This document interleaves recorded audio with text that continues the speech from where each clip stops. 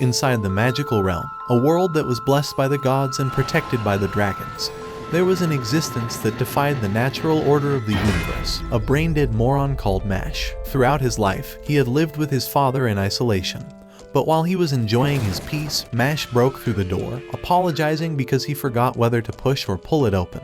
However, he promised that he would fix it, but began smashing the door back, and after pounding it in and out repeatedly, the entire door broke apart. Although Roger had grown used to how useless his son was, he continued to take care of him, without ever revealing to Mage that he was the only one unable to use magic. This was why all of Mage's training was physical, and before Roger left the house, he reminded him once again that he must never venture into the city. So Mage promised that he won't. Well, that was all bullshit. Today was the release of the Goblin Cream Puff, and he wasn't going to live without it. But as he walked around the city and saw everyone using magic, he knew that he could do all of their tricks with his hands. As he reached the bakery, the smell of the cream puffs made him excited, but when he tried paying for his order, all of the coins were bent in half. The baker wondered how that was humanly possible, but Mage took the coins back to fix them, snapping the steel back in place, and the man screamed at what he just witnessed. After handing him his cream puffs, a gust of wind blew his hat off, revealing Mage's face. In that moment, everyone grew afraid of him, as he was the only one without a mark. Meanwhile, a police officer was torturing a disgusting criminal after reading about this year's Divine Visionary,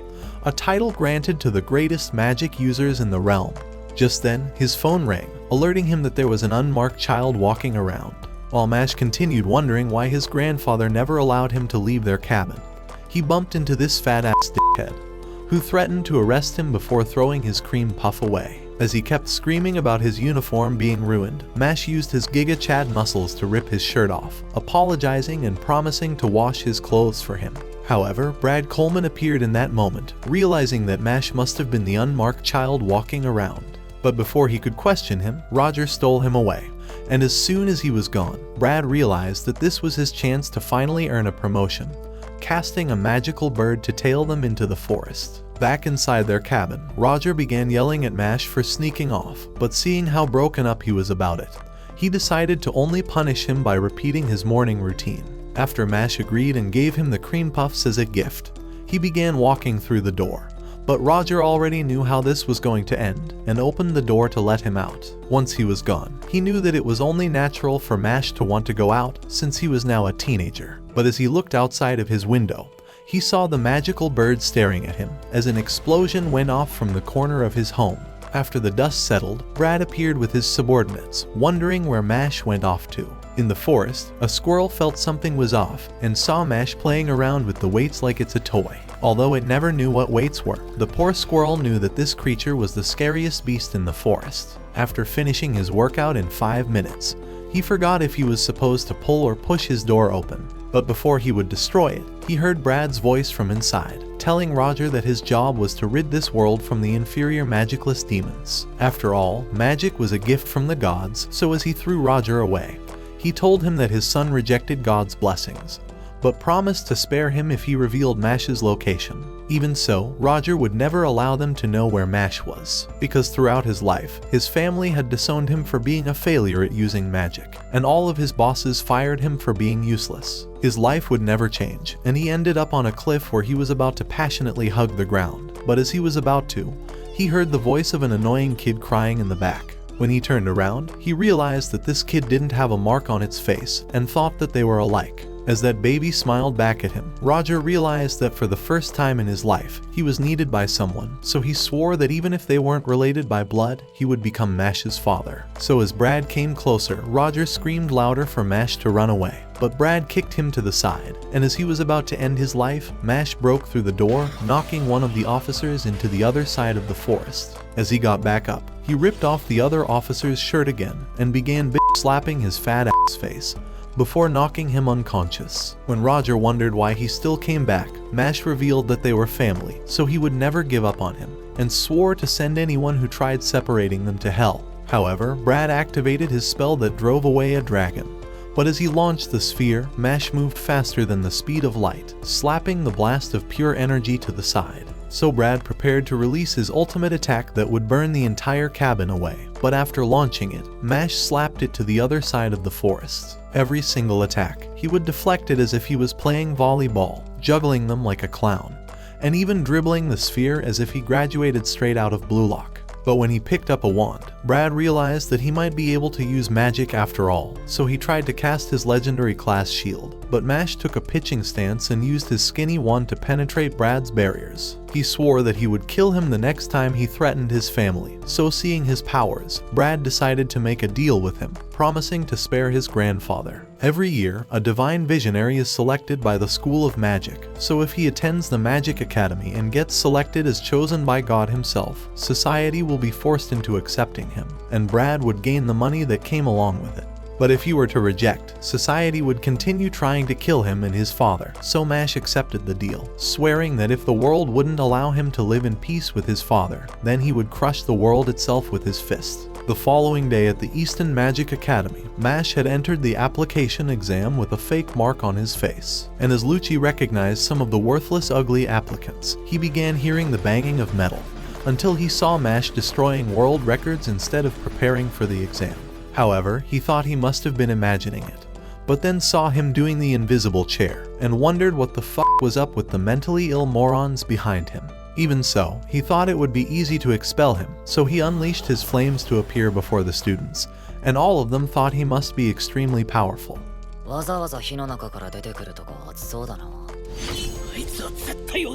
At that moment, Lucci began summoning desks from the ground, and the test papers flew from the sky with their quills to the side, making everyone realize he was the greatest professor alive.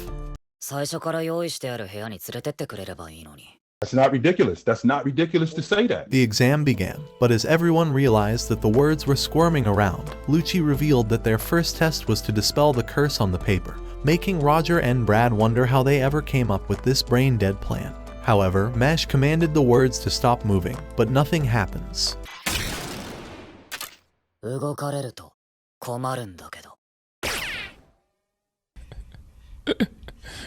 Sensational. Being the first person to complete the test, Lucci realized it was perfect, so Mash went on to pass the rest of the tests by running on water and even levitating the rock with his fingers. Thinking that Mash was mocking him, Lucci decided to unleash a maze from the ground, with mythical deadly monsters and a 30-minute time limit to reach the end. Mash thought this would be easy, but the hot love interest decided to enter. She begged him to help her because she would give him some top as a reward. The mushroom head decided to take her along, but she tripped on a rock and fell on her worthless face, and a bunch of goblins appeared and were about to turn this show into Goblin Slayer. Before long, he realized this useless bitch was slowing him down, so as he tried running away, she cast a spell to lock him up, revealing that she had a reason to keep him away from reaching the end. However, Mash used his Gigachad muscles to break through the chains and sprinted away. But as Lemon was shocked with his powers, a massive deity appeared, asking her what has 4 legs in the morning, 2 legs in the afternoon, and 3 legs at night. However, Lemon had no idea what the answer was, so as she was screaming for help before being killed, she realized that no one would help her since she was the one deceiving others. But as she apologized to the mushroom head, Mash dashed back, saying that a creature like that didn't exist, before eliminating the deity. When she asked him why he came back, he revealed that he felt sorry for her, since she must have had her reasons for trying to stop him. With only 30 seconds remaining, Lucci knew that it was over for Mash, but all of the students began hearing a massive banging noise, and Mash managed to break through the 1-meter thick walls to finish the test. All of the students thought he was cheating, and began screaming at Mash to go home, so the poor guy started wanting to go home too. But as all the students began abusing him, Lemon screamed that it wasn't his fault, revealing that she was coerced by the professor to make Mash fail, since her family was too poor to allow her to attend. Even so, Mash still saved her and then asked her to marry him. She kept saying that he wanted to mash her juices out, but Mash wondered when he ever came up with any of that. However, Lucci confessed that he was trying to make Mash fail, since he was the examiner after all, and unleashed his ultimate spell, promising to kill both of them off. Roger and Brad wondered how he managed to break the wand. But as Lucci screamed back, the principal of the school appeared, initiating the final stage of the exam. Among all the students, Mash was the first to be interviewed, and Wahlberg went on to ask him why he saved the girl, even though she betrayed him while he was running out of time. Mash felt that he would have regretted leaving her behind, but Wahlberg wondered what he would have done if he wouldn't have been able to break through the walls or defeat the Sphinx. After all, there were creatures that were much more powerful than him in this world, and went on to summon the divine abomination, as a spear began heading towards the doll, revealing that it contained the soul of his father inside. If the knife were to stab, his father would be erased from this world. But as Mash tried punching at it, he realized that he couldn't stop it from moving. However, he began trying to pick up the spear, knowing that it was only a battle of endurance before his mana ran out. This type of person was what Wahlberg had always looked for, one who was powerful and used his strength to help the weak, a true example of the noblesse oblige mantra. After that, he concluded the test, but Mash decided to answer his question of what he'd do facing someone who was stronger than him, saying that even if he needed to face the headmaster again, he would knock his face out with his fist. Everyone screamed at his insolence, but Wahlberg welcomed him to the Easton Magic Academy. During his first class, some ugly, disgusting hag began showing the losers how to open a lock using magic, and asked them to try it out. The teacher wondered what he was doing in a magical school, but Mash said that God was dead, and the guy next to him thought Mash was really bad news. From outside, a group of students stared slyly at Mash. On his way back, Finn hoped that he could be roommates with anyone except Mash, but when he went back to his room, he wondered where the door went. God damn it! You can't make this shit up! After Finn introduced himself, Mash went on to introduce all of his muscles as well, before asking him how to become a divine visionary. So Finn went on to reveal that this was actually Spy Family, saying that a person had to collect 10 gold coins in order to qualify for the divine visionary exam.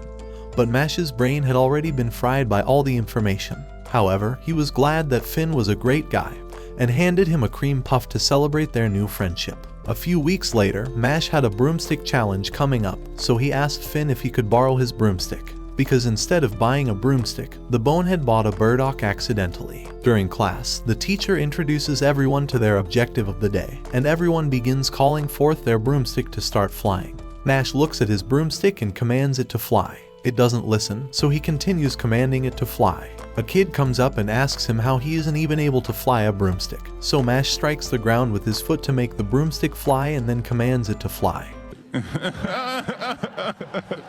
He thinks Mash was cheating, but Mash pretends like he has no idea what's going on. To save himself from embarrassment, he challenges Mash to a race on the broomstick. What Mash doesn't know is that this kid is the best broomstick rider in the entire academy. The teacher wonders how this klutz from yesterday's class is even able to fly, but she begins the race. Mash instantly finishes the race, and the guy wonders where he went wrong in his life. The teacher is impressed by his speed to set a world record. A mysterious man viewed this happening, and Finn knows the truth. Mash threw his broom at light speeds and jumped towards it to mount it in midair. This show is f***ing ridiculous. The student accuses Mash of cheating, but Mash tells him to face the facts already because he feels bad for him. Infuriated, the student is about to start yelling at Mash, but a magical ability restrains his mouth. The blonde kid comes and apologizes on his friend's behalf. His name is Cavil, and everyone in the class fears this guy. Cavil asks him if he would like to be friends and introduces himself, but Mash thinks he looks like a cabbage. So Cavil tells Mash to come see him here after school. Outside of class, Cavil beats up his friend for embarrassing him and not following orders, but at least he found a fun toy. While walking with Finn, Mash asks him who this Cavil is and why everyone is afraid of him. Finn reveals that his father is inside the Bureau of Magic, the most important entity in this world. Mash of course knew all about it, and Finn goes on to reveal that Cavil has close tied with the vice principal, so they will expel him if he defies Cavil. After school, Mash prepares cream puffs while wearing a pink apron because he's a Giga Chad. He wishes his grandpa would taste his nice white cream. Mash feels like he's forgetting something, but his cream puffs were too important. The next day in class, Mash's notebook is all torn and Cavil's lackeys laugh at him. Cavil approaches him and asks him why he didn't show up yesterday. Cavil reveals he's heard that Mash wants to become a divine visionary and promises to put a good word in for him. His only condition is to follow his orders, so Mash goes on to do every single thing that Cavil requests of him, and Finn notices. Still, his notebooks continue being torn up, and Mash asks Finn for his notebooks. Finn tries to reject, but Mash instantly teleports and takes his notebook and calls him a lifesaver. He hands him some cream puffs as a thank you, and then goes on to say that he's real glad to have a great guy like Finn as his friend. Mash continues obeying all of Cavil's orders, so Cavil pours water right in front of him and asks him to clean it up. Mash considers the situation and decides to clean it up anyway. After a while, he is impressed by how well he cleaned it. While getting up, Finn's notebook drops from his coat. Cavil says he's getting bored of textbooks, so he commands Finn to burn Mash's clothes. Finn apologizes because he can't do this anymore, begging Cavil to end this. Cavil uses his magical abilities to restrain him, and makes him get on his knees to apologize. Mash walks to give Finn his notebook back, but then what he sees before him shocks him. Mash walks toward Finn and asks him if he's okay. Finn tells him that he's alright but begins crying, saying that he was the one who's been ruining his notebooks this entire time. He's been too scared to disobey, but when he heard him saying that he's been a great friend, he couldn't handle it anymore. He just wanted to apologize to Mash, and Cavil wishes he would have gotten such a sincere apology. Afterward, he reveals that he's going to dine with the vice principal and tells Mash to ditch this lackey before he misses his chance. Mash walks towards Cavil, grabbing his hair and smashing his head into the ground, knocking him unconscious. Cavil's friends are shocked, and Mash doesn't care if he's expelled. He then realizes that he does care if he's expelled. The vice principal appears, telling him that he witnessed this entire incident. It was a violent attack and both Mash and Finn will have to deal with the consequences. And since they're of different status, they will also have a different treatment. He will enlighten the idiots, but Mash rushes forward and gives him a fierce roundhouse kick. The vice principal vows to expel Mash right at this instant, and uses his magic wand. But Mash shoves his face with dirt. He goes on to dig the ground behind him, carrying him and tossing him into the pit, and begins burying him.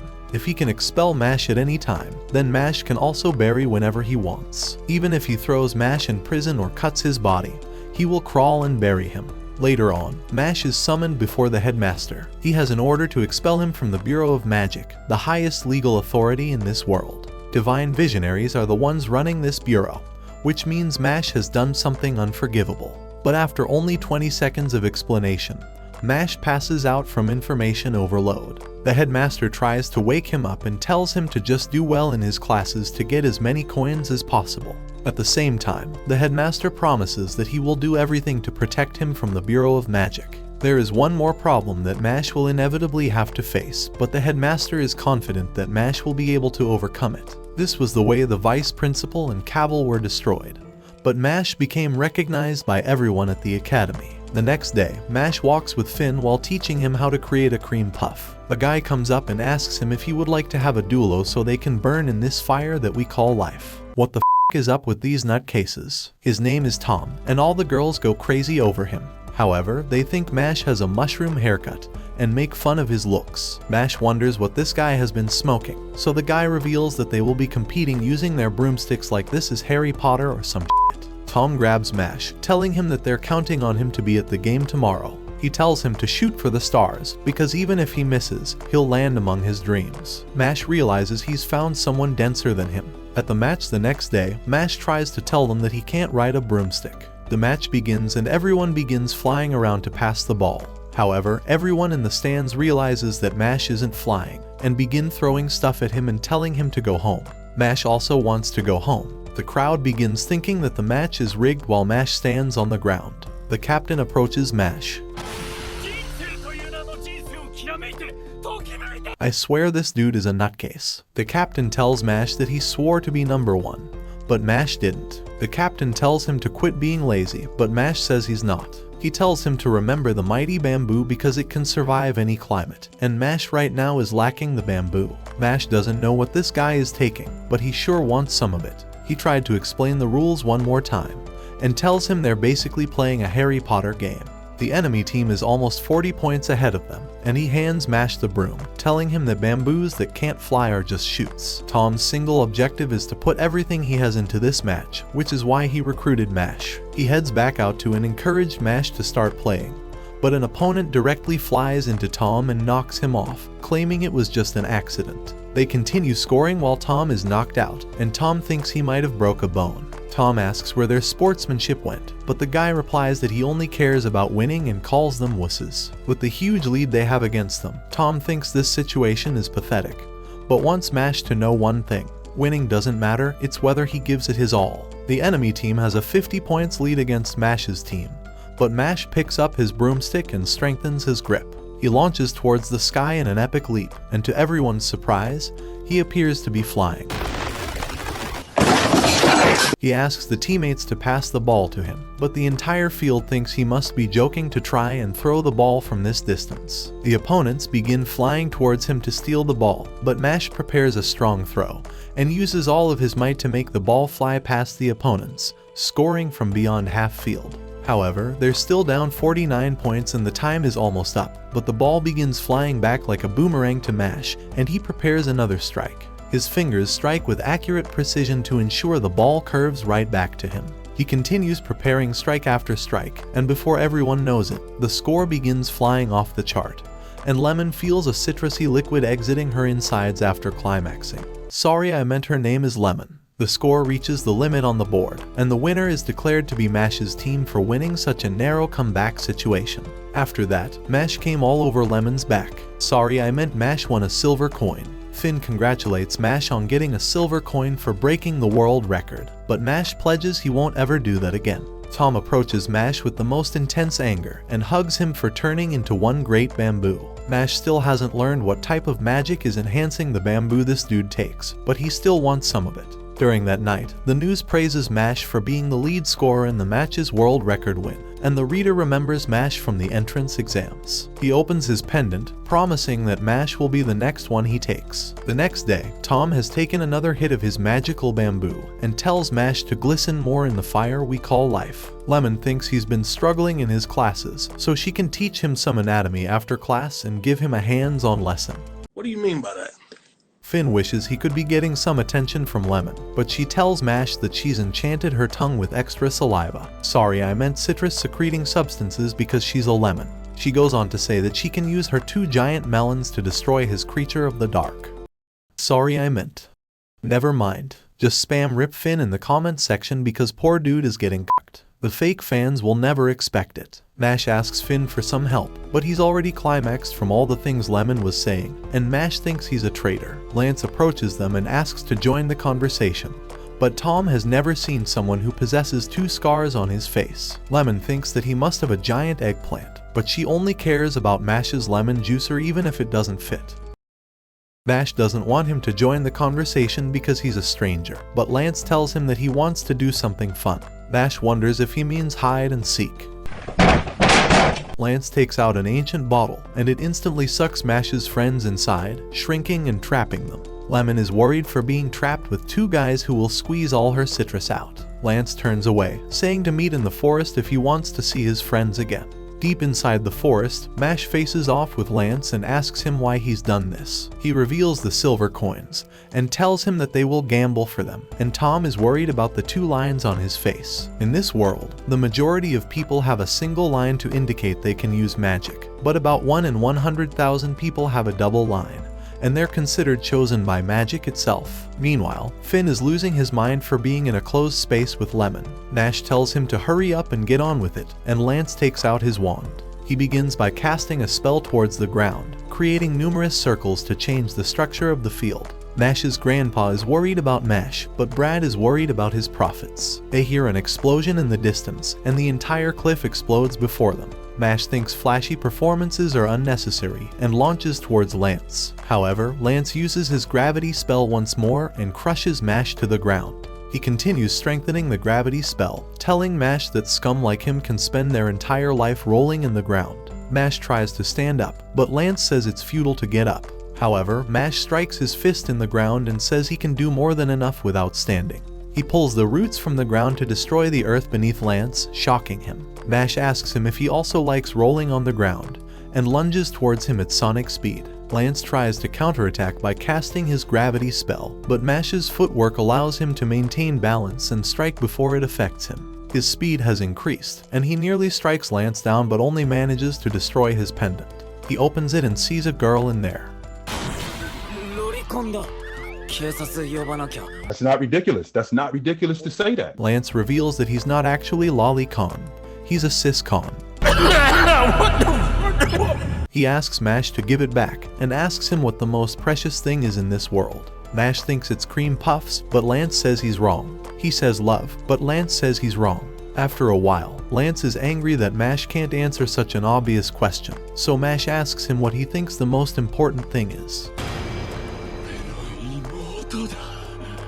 Lance points the bottle off the cliff, telling him that even if Mash tries to reach for it, he's going to attack him mid-air to destroy him. This is the resolve of Lance's will to save his sister. He remembers the times when she would heal him after getting into a fight for saving a bullied kid. Even though he was dumb for taking the beating, his sister loves how he's clumsy and kind like that, and this brings joy to Lance. But a few weeks later, he ran to his sister's room after finding out she has an incurable disease. Within 5 years, her magic crest will disappear completely, and they will have to hand her over to the government. His parents are disgusted that they gave birth to such a child, but when Lance heard those words, he screamed at his parents, saying they're no longer his parents. For his sister, Anna, he'll make sure to overthrow this entire system and become divine visionary to change the perception of his sister to this world. He throws the bottle down and uses his magical ability to speed up the fall. He looks at Mash, who's doing stretches, and gets in a track race position. He says he's going to be using hamstring magic, and his entire body's muscular system enlarges.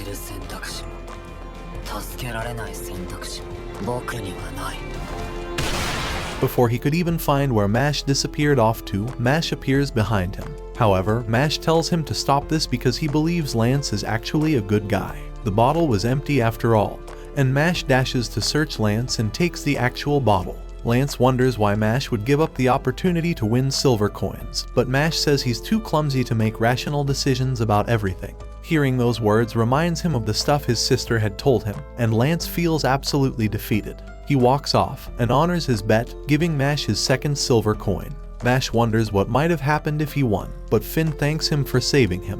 The nutcase is still on his bamboo, and Lemon tells Mash she's going to let him suck her lemon juices so hard. While Lance walks away, Mash thinks he was a pretty good guy, but wishes he didn't release his friends from the bottle. In the Easton Magic Academy, we have yet another Harry Potter ripoff. There are 3 dorms that each student is assigned to. Alder for courage and conviction, Orca for wisdom and willingness, and finally Lang for ability and ambition. They're rivals against one another, and in the Alder dorm, Mash stares at his silver coin. He has learned that 5 silver coins create a gold coin, but he's only managed to earn 2.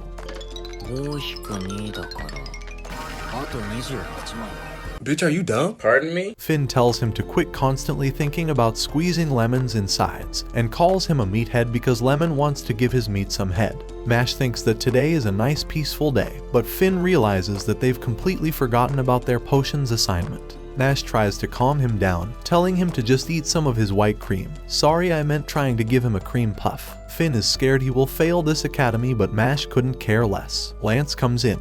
As the top student, he's already finished the assignment, so he lectures them on being responsible and being ashamed of themselves. Mash comes up and says, I'm about to end this man's whole career.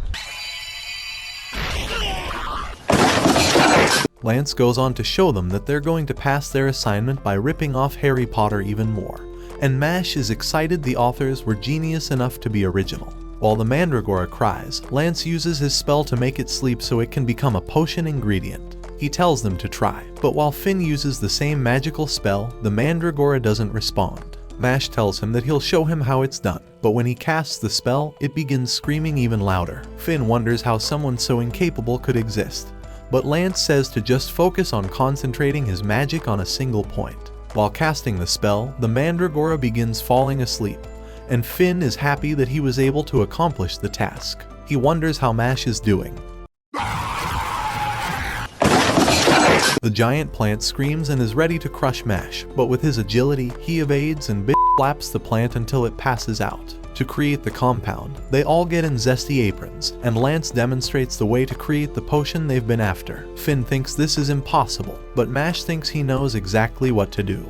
Lance calls him zesty like his apron for always making white creamy liquid food. He thinks it's impossible for him to mess up if they do it together, so he watches his every move.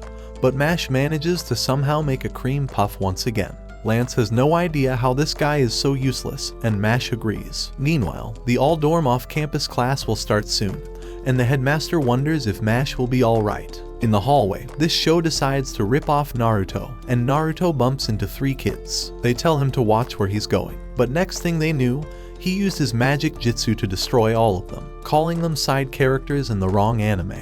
In a secret room, a man with 2 scars throws the silver coins on the ground, saying that Lang will rule the school, and commands his subordinates to steal all the coins from other dorms. Mash enjoys eating the white creamy liquid from the cream puff. The day of the all-dorm class arrives, and they hear Naruto yelling that he's the main character. His name may be Dawn, but that's boring, so we'll keep calling him Naruto. Mash thinks he's a weirdo, but Naruto calls him a mushroom head and says he looks like a side character. However, Lemon comes in, screaming Mash's name and says that she wants him to cream her puff already.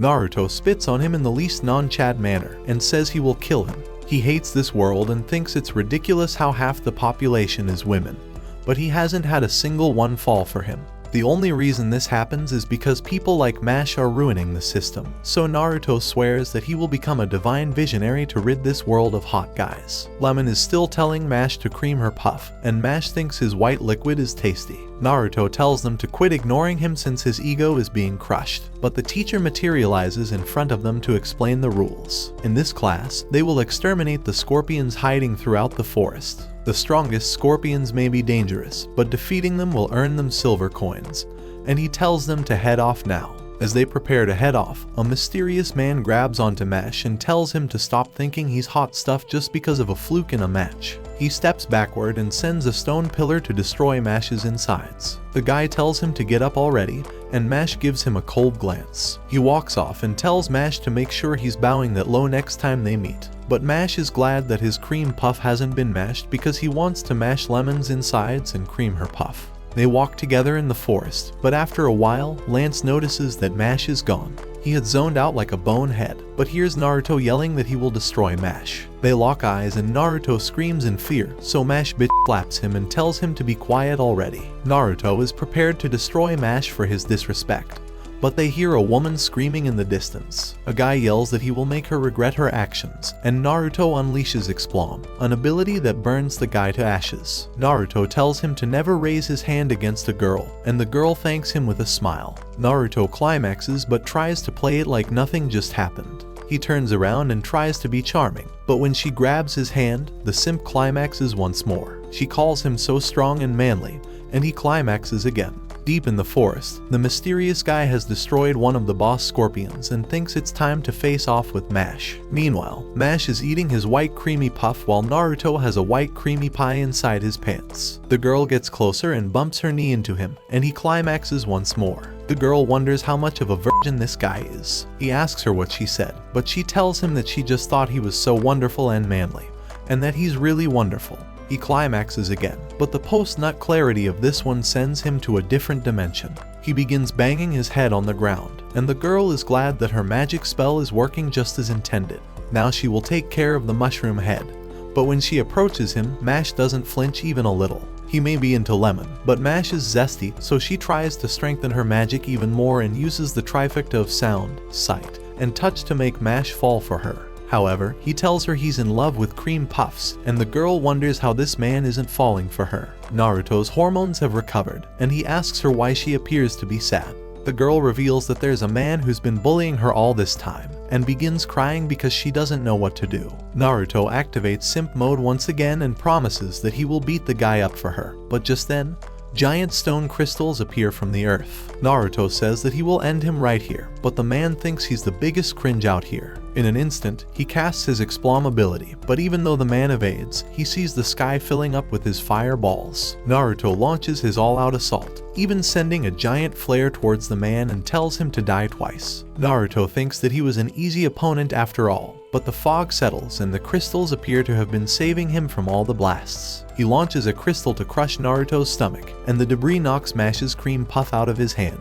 Naruto is enraged, and Mash is about to absolutely annihilate the man in front of him. Naruto faces off against Silva, but wonders how he's going to endure Silva's magical abilities. He thinks the mushroom head is going to be useless in this battle, but Silva calls him a letdown. However, he's willing to offer him a chance. If he can endure just 5 hits of his magic, he'll leave the girl alone, and will even go as far as betting a silver coin. Naruto hesitates, but accepts the challenge. The girl is worried that he's going to have a serious injury, but Naruto thinks he's climaxed to her 5 times already, so it's only fair that he takes 5 blows. Silva tells him that he's not the only one, because he's also challenging Mushroom Head, but Naruto says that Mash has nothing to do with it, and decides to take all of the blows for Mash as well. Naruto gets in position to take the blows, but after just a single iron fist, he's already coughing up blood. As Silva taunts him to give up already, Naruto holds his ground and Silva continues striking him down until he's been hit a total of 9 times. His consciousness begins to fade, but he's determined to not give up. The tearful story of his crush being bullied motivates him, so even if he may look like an idiot, and even if he thinks that he does, he won't doubt anything she's told him, because her tears were telling the truth. Silva is impressed with Naruto for making it this far, but for his last hit, he promises to make it an extra big one. He casts his wand and sends a giant iron fist towards Naruto, knocking him to the ground. Silva thinks it's a pity, but Naruto holds his ground once more, and Silva is shocked this guy is still walking. As Naruto gets closer, however, he collapses, and Silva calls him a complete moron and imbecile. Of course, he's no longer able to stand. The blows crushed all of his core organs and muscles. Silva casts another iron fist, and Naruto continues begging Mash to leave. Just then, the girl reveals she's been charming him with magic this entire time. Silva tells her that she's being too nice. After all, this guy is completely delusional and thinks he's the main character of an anime, and starts laughing at him until Mash throws his white creamy puff in his mouth. He says they've gone too far, and tells Silva to bring on the 10-hit challenge. Meanwhile, Lemon is starting to have withdrawals because her puff hasn't been creamed by Mash. Even with Mash's strength, Lance is worried since there are different types of magic users. White mages excel at leadership while red mages excel at combat. This entire time, Mash has been battling white mages, but red mages past the first year, especially with double lines, are likely to surpass even Mash's strength. Silva thinks it's quite a statement coming from Mash, as it pisses him off there are people like Naruto. Some of Naruto's blood has ended up on his clothes, so he picks him up to slam him down. In that instant, Mash rushes forward to punch Silva away, but his reflexes allow him to cast an iron fist that manages to scratch Mash. Silva laughs hysterically at Mash's arrogance. He summons his iron fists and launches one towards Mash's gut, following with multiple hits to try and knock Mash out. The largest iron fist rushes towards Mash to end him, but with his bare fist, he holds it off and destroys it. He begins clenching his fist and activates Tricep magic. Silva hasn't ever heard of that lunatic magic and sends a flurry of iron fists towards Mash that he evades one by one. The iron fists continue rushing towards Mash, but he destroys every single one of them until he finally reaches Silva. With all of the blood coming out, Silva struggles to speak and Mash continues approaching him. However, with all of the iron fists approaching Mash, he simply clenches his fist, sets up his footwork, and readies a strike that destroys every single one of them while delivering a devastating blow to his stomach. As he flew backwards, Silva coughed up blood and realized there's absolutely no chance for him to win. All the strength in his body has disappeared, and he wonders who this guy is. Before destroying him, however, Mash walks away and goes to sit on a tree, saying that it's been 2 punches. He asks him if he's going to endure 10 of those punches since he's the greatest after all. While walking towards him, Mash asks if he can go for a 3rd hit, and Silva's mind is crushed. One more hit would definitely isekai him, so he tries to desperately come up with a plan. As he tries to think, the earth begins to quake and a giant scorpion with a star-shaped stone appears. It's worth more than a single silver coin, and he knows that it can distract Mash enough for him to escape. This is his opportunity. Oh! He needs some milk! Mash apologizes for being busy right now, and the stone falls to the ground. Silva has realized that it's over for him, but Mash asks him if he would like to call it quits since he feels bad for him. His head snaps towards the girl like an owl. She begins crying and pretending to apologize, and Mash wonders if he heard that right. With fake tears, she apologizes and says she's truly sorry. But Mash comes and hugs her from behind, telling her that it's alright, because he believes equal rights mean equal fights. And I bet my bars hit you out of sight, but not as hard as Naruto beating his meat to Lemon at night.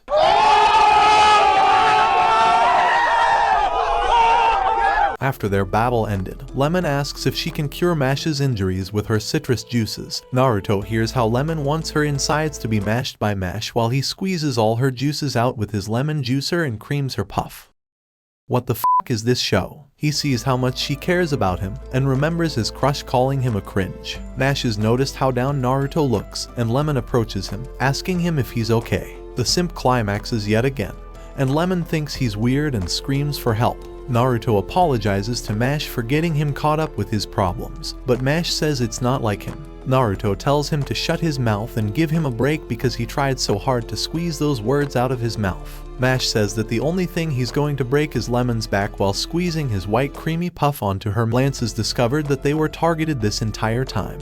He's overheard that Lang is hunting for coins and are mainly targeting Mash's dorm. They're a dorm made up of the highest elite students who strive to make sure no one else will become a divine visionary. It's starting, the great war for the coins against the dorms, the Mage Lupus. Mash thinks the Mage Lupus sounds like an arc he could have created back when he was 12. In his pocket, a golden light glows, and Mash takes it out to see that he's finally got a golden coin. Naruto wishes he was that successful, and Mash shines it brighter in his eyes. This is the first time Mash has heard about the different dorms, but then remembers how much more they ripped off Harry Potter. The teacher had instructed everyone to touch the skeleton so it can select a dorm for them. The skeleton has never made a mistake in selecting the right dorm for a student. Next was Mash's turn and he grabbed onto the skeleton. However, all of his thoughts were filled with cream puffs. Mash apologizes for squeezing his bones so hard. I beg your pardon? The skeleton wonders how such a guy can only be thinking about cream puffs and nothing else, especially with that ugly mushroom head. This is the first time in several centuries that he's been stumped, so he tries investigating him once more. But cream puffs are the only thing in his mind. The skeleton decides to recite the recipe for cream puffs from ChatGPT and arrives at the statement that cream puff lovers go to Alder. This was how they ripped off Harry Potter, and the guys realized that Mash was the weirdo this entire time. Lance explains that Lang's elite are a group of 7 of the most distinguished students in the world. Now that Mash has a gold coin, he needs to be extra careful in keeping his distance from Lang and not getting lost. Mash promises that he will. Well, that was all bullshit. Mash is lost in school while he walks around, but stumbles on the Lang dorm. He wonders if he should push or pull the door open, and this difficult decision troubles him. Inside the room, Silva begs for forgiveness from Lord Abel. However, not only was he defeated, but he even lost a silver coin, so he begs for a second chance. Abel says he never gave him a chance since he didn't expect anything out of him. Humans worthy of turning this world around must be chosen individuals, he states. He's collecting coins to create a world free of impurities, and Silva's body begins transforming. Silva's body walks and stands next to the rest of the dolls. Abel tells his mother that he's going to create a world free of impurities. Mash breaks the door and walks in, asking the man if he knows that he's talking to a doll. The Lang leader remembers that Mash is the first-year student with the gold coin, and asks him why he wants to become a divine visionary. Mash's only wish is to live peacefully with his parents, and Abel finds that admirable. However, he calls him misguided and says he lacks the mettle necessary to be a deity-like being, but will allow him to leave peacefully in exchange for his gold coin. Mash rejects his request, but Abel tells him he has no right to refuse, sending one of the puppets towards Mash. With his superior agility, Mash strikes the doll down and rips the control threads, freeing Silva from the inside. He tells Abel that it wasn't much of a challenge, but a bigger puppet grabs onto Mash. The strength of the puppet makes him wonder if it's been pumping iron. But the doll takes the coin from his jacket and tosses it to Abel. Afterward, it smashes Mash against the pillar, and Abel thanks him for his cooperation. Mash stands up, telling Abel that he's not much of a challenge and nearly stomps Silva to death. Realizing he's unconscious, he decides to take him to the nurse's office instead of worrying about the coin, and promises that he will never lose against him. All of the Lang members are shocked, and Mash exits the room like a Giga Chad. Abel wonders why he's so overconfident, and feels like something was off. He notices one of the puppets was missing a button, and in his hand, he's holding the button instead of the coin. Strawberry Lemon realizes she witnessed the impossible. In an instant, the puppet had flung the coin, but Mash bit off the button and sent it flying with such precision that it hit the coin back in midair and allowed him to suck it back into his lungs, leaving Abel in shock. Back at the nurse's office, Silva wakes up and is shocked that he's a human again, but sees Mash crunching and wonders what this nutcase is doing. He asks Mash why he saved a person who was supposed to be his enemy. Mash gets up and tries speaking, but nearly bites his tongue off, so he decides to leave and save himself the embarrassment. Inside Mash's dorm, Lance and Naruto are having a staring contest. Lance asks him why he went from Naruto to Naru Simp with his new hairstyle, and Naruto says that he got this makeover to squeeze Lemon's juice out, and tells him to get out of his room. Finn reminds them that they're in his room, and Naruto starts break-dancing. Lance tells him that he hates ugly asses like him and wants to eradicate him. Naruto accepts the challenge, and they're ready to destroy poor Finn's room. Sensational. Naruto takes out a gift for Finn since it's his first time visiting, and he sees that his gift is a lemon-flavored tea, and thinks this dude's messed up in the head. Naruto wishes he had a girlfriend while Mash eats his lemon cream puff. Lance tells him to stop thinking about devouring Lemon, and Finn wonders why he has to deal with these three morons. Lemon pops in and sees four men and begs them not to run a train on her. She takes them to the magic scale and shows them that Lang's dorm has 15 coins while the other dorms only have 1.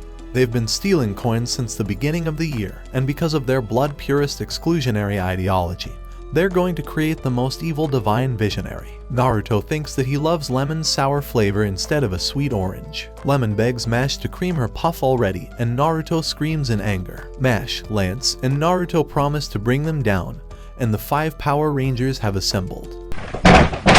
Inside the owl farm, Mash wonders why his mushroom head ended up here. The principal needed to reprimand him for God knows what, so now the owls think his dumbass hair is their nest. Lance appears and tells Mash that he'll be accompanying him in case Lang decides to tail him. In the forest, 2 of the Lang lackeys walk together. One of them says that once time passes, it never returns. Well, no f***ing shit. Mash continued trying to clean the hut, but the owls kept messing with his head. From underneath Mash, a water puddle formed and a giant shuriken nearly slashed Lance's head off. It's the Lang lackeys, and they introduce themselves as the Magalupus's 6th Fang, Allor, and the 7th Fang, Answer. They're here to battle for the gold coins, but poor Mash is about to drown since he's never swam before in his life. Allor transforms into a shark and dives inside the puddle, and Answer says that he will tell Lance something important. In a fight, there is always a winner and a loser. Lance wonders why his school is filled with morons who are constantly taking the mighty bamboo. Answer launches his shuriken towards Lance, and as he's about to retaliate with his magic weapon, he notices one of the owls in his way. His hesitation causes him to be slashed, so he tries to attack once more, but remembers his sister will be angry with him if he hurts the poor owls. The Siscon's been smitten, and Answer releases 2 of his giant shurikens towards Lance. Seeing their trajectory would harm the owls, he decides to take the blow head on. Lance struggles to think of a way to win this fight and activates his Gravile, but his magic is so weak that only a shovel falls. Answer thinks he's had enough of dealing with the weak, so he launches his shuriken triple towards Lance. In the last moment, however, he notices something is off and sees that the owls are in one spot. Lance activates his Gravile, crushing his shurikens in an instant. When he first casted the spell, he intentionally targeted the shovel to open the owl's feed and lure them all to a single spot. Answer's anger grows with Lance's mocking actions, so he launches his ultimate shuriken, but Lance activates his Gravile, crushing him and destroying his shuriken.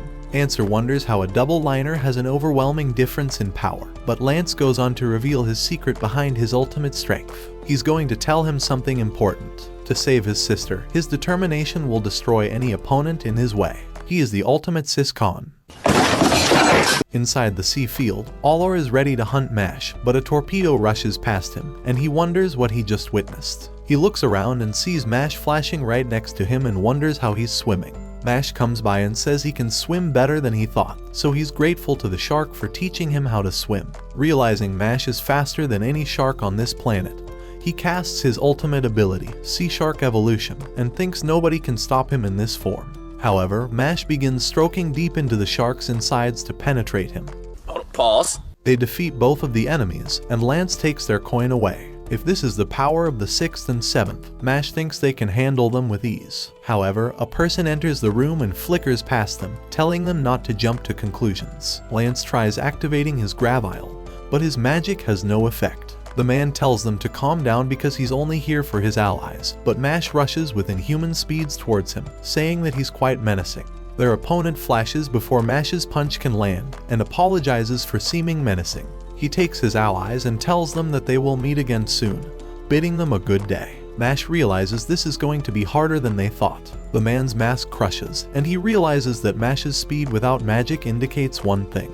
They have the same type. The mysterious second fang faced off against the master of the orcas. But after he activated his ultimate ability, the second fang finished him off with ease, and his body was transformed into a doll to patrol the school. The next morning, inside the infirmary, Tom looked like he finally took too much bamboo and asked them how they're bambooing. Mash thought this guy's brain was finally fried, and Lemon wondered why he looks like he's been spending 15 years in prison. But Bamboo Man said he could no longer use any of his magical energy, almost like it's been sucked out of him. Lance thinks it's odd, especially considering all the other patients here who have lost their magic, and all of it conveniently happened when the headmaster left for the Bureau of Magic. Lemon feels afraid, so she hands Mash Creamy her lemon cream puff because she wants her insides creamy. He wonders what's up with the ribbon, and she punches him in the face because anime girls make no sense. She tells him not to do anything risky, and to keep it with him at all times so he can use it whenever he has built up desires. After the dorm's lights went out, Lance was sure that the Maga Lupus are behind these events, but Mash asked him why he's being a white girl in a horror movie and walking towards danger at night. As they walked around, they found Lemon's back turned towards them, and Naruto climaxed after seeing her back.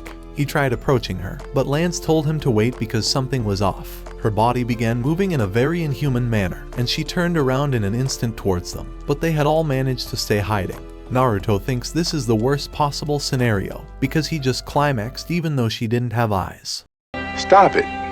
Get some help. Finn sees that she's walking somewhere, but they eventually make it to a dead end. Finn hears a creaking and wonders if the rest heard it, but Naruto tells him to quit being ridiculous. He hears it again, and Naruto also hears it. They hug onto Mash for protection, but Lance tells them to calm down because it's just a spell. Using his disclose ability, he uncovers the secret door hidden underneath them, but says the magic sealing this door is far beyond his abilities. Naruto uses his machine gun Explom to destroy the door, but without a single scratch left on it, he loses hope. Mash is out for another Giga Chad move to break this show's logic. With the armor suit he brought, he bangs on the floor to knock the door up, and places the sword against the armor to create a lever. He then smashes his foot towards the bone of the sword, launching the door into the sky and destroying all of the ceilings. Lance says Lemon is inside, but hearing that makes Naruto climax, because he wants to know what Lemon's insides are like. Mash stares at the creamy she created for him, remembering her asking him not to do anything risky, but he apologizes,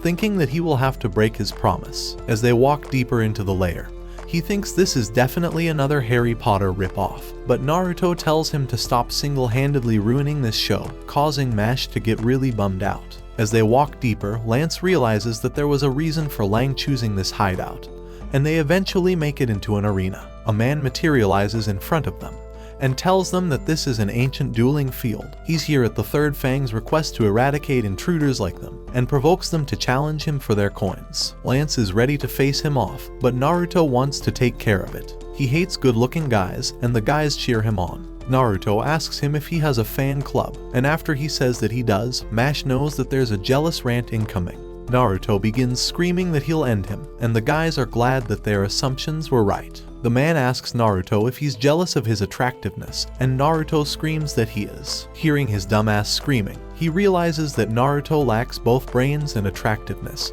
and summons his Rose Whip to begin the battle. Inside the Bureau of Magic, the leader apologizes for bringing the principal all this way, but their issue is urgent. 6 of Death Row's most notorious inmates had escaped and slaughtered all of the prison guards, and they were assisted by Innocent Zero. Meanwhile, Naruto launches his Explom ability, but the Rose Whips neutralized it with ease and slashed towards Naruto. His opponent wonders how he was able to beat Silva, but Naruto remembers just getting the crap beat out of him instead. He thinks it's a shame how a guy like Silva was a double liner, and says he's a lot tougher than Silva is. Naruto likes hearing that, because he definitely won't lose, and casts his Explom bomb towards him. 8 traps become set next to him, and Naruto tells him to watch his step because all of them have 5 times the usual power. The unnamed man thinks he would never fall for it, but Naruto thinks an idiot like him will definitely walk into them. His opponent wonders how he would ever fall for that trick, especially since he can attack from a distance. He casts his Rose Whip, and while Naruto tries to retaliate with his Explom, the vines neutralize the attacks and grab onto him, throwing his wand out of his hand. The vines grow thorns to immobilize his body, and the man thinks that Naruto really is an ugly idiot. so he will end this fight with his next attack and sends him dropping towards the ground. Naruto tells him that he never said anything about making him step on the marks, and one of the spells activates, destroying the man's wand. Explom Bomb is nothing more than a time bomb, so he deceived him and went on to use the rest of his time bombs, attempting to incinerate him to smithereens. Naruto says that no one should ever judge a book by its cover and tells them to bring on the next guy. However, his opponent remains standing in an attractive pose after being defeated, but thinks he doesn't mind it. As the others walk towards him, the ground begins to sink them downwards. Mash begs someone to save his baby, at least this one. Finn sinks with Naruto, and Naruto realizes these guys are even more of a nut job than he is. After sinking into the ground, Lance realizes their plan all along was to split them up, and feels an intense energy appearing. The man tells Lance that being scummy is inexcusable, and introduces himself as the third fang of Maja Lupus, Worth Mattel. Naruto and Finn land in their location, and Finn runs to latch onto Naruto for protection. Strawberry Lemon thinks this fight is going to be easy and introduces herself as the fifth fang, Love Cute, while the fourth fang introduces himself as Milo Genius. Finn thinks they're done for and thanks his parents for bringing him into this world. Naruto tells him not to give up before the match has even started, because he will definitely destroy any girl who pretends to be an off-brand lemon. Nash falls onto the ground and wonders where everyone has gone off to. Torches begin to light up the hallway, and Mash recognizes him from the other day. The man apologizes for not introducing himself. He is the second fang, Abyss Razor, and hopes that Mash will remember him. The way Mash moved that day was impressive, and he noticed that he was unable to use magic. Mash stutters and says that it's not necessarily true, but the guy tells him not to worry, because just like him, he is a person who is abhorred by this world. Even though Mash has his reasons for being here, Abyss also has his reasons for fighting. Mash tells him that he will beat the stuffing out of him with everything he's got. This was the beginning of their off-brand tournament arc. Mash prepares to face off against Abyss Razor and leaps towards him to deliver a spinning kick, knocking his opponent backwards. The second fang dashes towards him and in an instant cuts his shoulder, saying that Mash can never win. He activates his Accelerate's ability and dashes towards Mash at blinding speeds, wounding his body numerous times. Their difference in speed is incomparable, and Abyss promises that he will never go easy on him.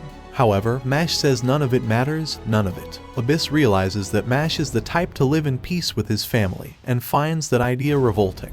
They're similar in that aspect, but he thinks that Mash has been blessed with whoever has been around him, so he will use it against him.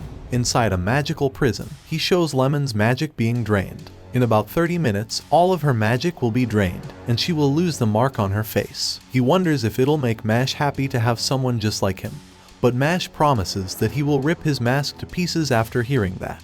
He thinks his words are quite obstinate, whatever the fuck that means, and promises that he won't hold back. His arrows begin to overflow the field, and he activates his Accelerate's sphere, vanishing towards Mash to deliver countless lethal wounds. As his barrage of attacks continues, his sword pierces through Mash's abdomen, and tomato sauce begins pouring out. Abyss commends him on his bravery to the very end, but notices that he can't pull his sword out. Mash tells him that he's fallen for his trap, saying his abs are toned, and delivers a devastating head smash, destroying Abyss's mask. He catches a glimpse of his eyes and sees the redness. He wonders if he's been taking the bamboo. Abyss wonders if he knows what this eye means, but Mash says that he doesn't and apologizes. Abyss tells him not to apologize and reveals that this is the evil eye of the devil. It temporarily disables all magic in this world upon its gaze, including his own. Mash gets bummed out because his special ability has no effect on him, but Abyss says it's okay. Throughout his whole life, he's been feared by everyone, including his own parents, but thinks that someone as blessed as Mash wouldn't understand. He activates his ultimate ability, Accelerate's second, and the arrows begin to cast a special sphere around Mash, a force field. This type of power is reserved only for the double-line magic users. It is called the second. An arrow is cast towards Mash, and Abyss flickers towards him. Without even being able to complete his motion, Abyss gouges Mash's body 7 times. In this force field, everyone's speed is decreased, and it is bestowed upon Abyss. So with his speed, he begins penetrating Mash's body with his hard sword, and promises that he will finish soon. As he prepares to finally finish Mash off, Mash strengthens his footing and sends his fist towards the ground, crushing the earth around him. Even with his strength, Abyss thinks this attack is futile, but Mash lunges towards him and destroys his sword.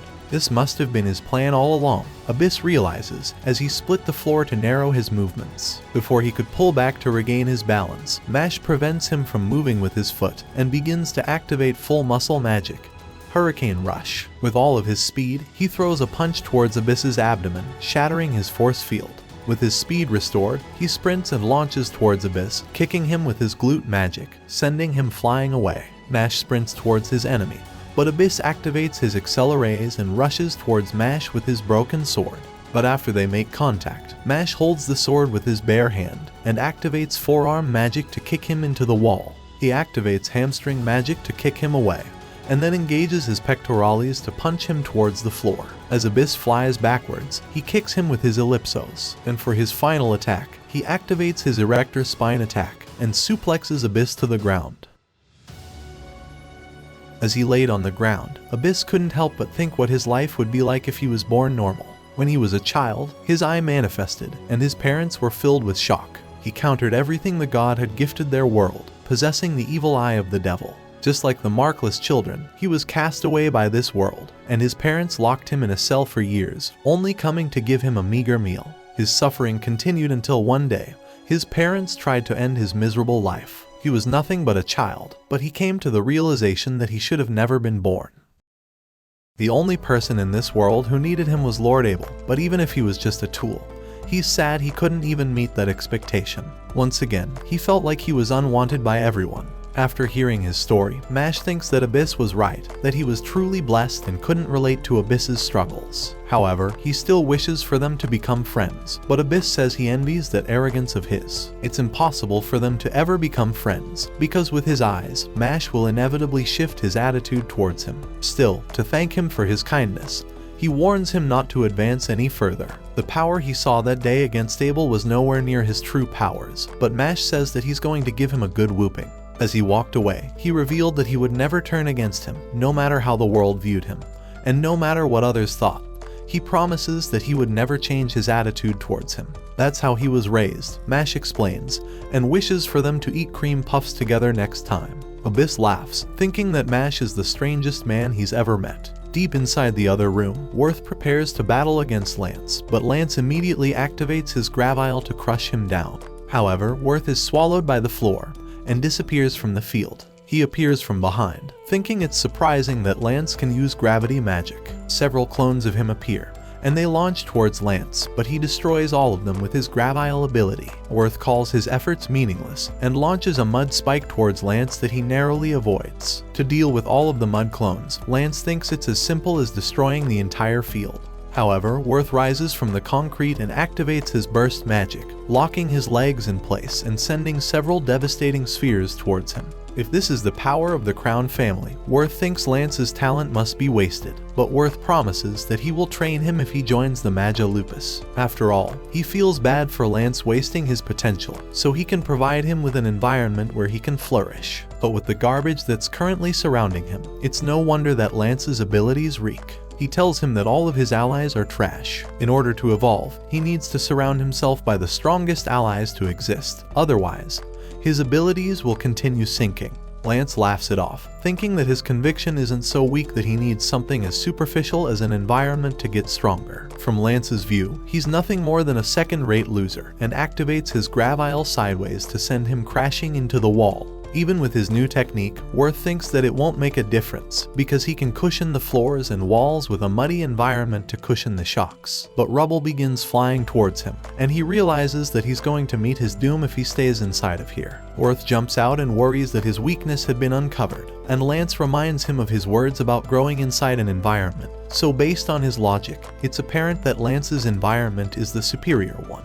Those awful words resonate with Worth, and he thinks that he's been strong ever since he was born with a double line. He's been at the Easton Magic Academy since middle school, and has received an education reserved for Lang's best. There's no way he couldn't be strong, but Lance's words frustrate him, so he opens a vial and reveals that it's concentrated magic that's been extracted from other students. His magic power spikes, and Worth goes on to activate his Mugerous Second. A giant mud monster appears from within, The Mudoro Devilis. All magic has tiers, Worth reveals, stating that basic magic, personal magic, and even advanced conditional magic pale in comparison to the second abilities. It's an unrivaled power granted only to the worthy double-liners, and he remembers his father's words telling him that his achievements will determine his worth. Those without magic aptitude are worthless, but he thinks his father was wrong. He's more than his aptitude, and screams that he is worthy, whereas Lance hangs out with worthless flunkies. The Mud Devil throws a punch towards Lance, but after evading, he tells Worth that he doesn't understand anything about his flunky friends. Mash had reminded him of the most important thing in this world, his sister, so no one else can insult them except for Lance. He activates his Gravile Second, and chains rise from the ground along with several pillars cast within. These are his torture poles, and the Mud Devil loses the ability to control his muscles. Lance reveals that these pillars exert a gravitational field that will pull his monster away by all directions, and rip it apart. After his monster was destroyed, Worth wondered if it truly meant that he's been defeated. He remembered his father's words, saying that even becoming a divine visionary is nothing to him, because he will always be worthless in his eyes. Those words make him feel worthless. Lance throws him a book, seeing that it was ragged from all the studying, and wonders what he thinks it means to be worthy. His parents had always measured worth by social standing more than anything, so based on his words, he feels like they were raised by the same family. In that environment, he felt like his worth is judged only by his magic aptitude, but he disagreed with that. There was a special person that changed everything for him. While he doesn't like the way Worth talks or acts, Lance respects all the effort he's put in and walks away.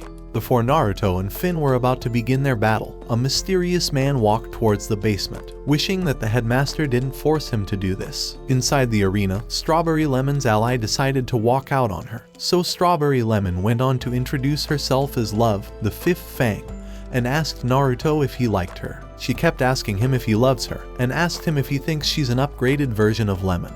But Naruto thought that a typical normie would have found her manipulation revolting. However, she said she would let him burst her strawberry with his jutsu fingers, so Naruto climaxed. Even then, he told her that he prefers Lemon and will marry her one day, crushing Love's heart. After hearing those words, she raised her lance towards him, saying that she would annihilate him.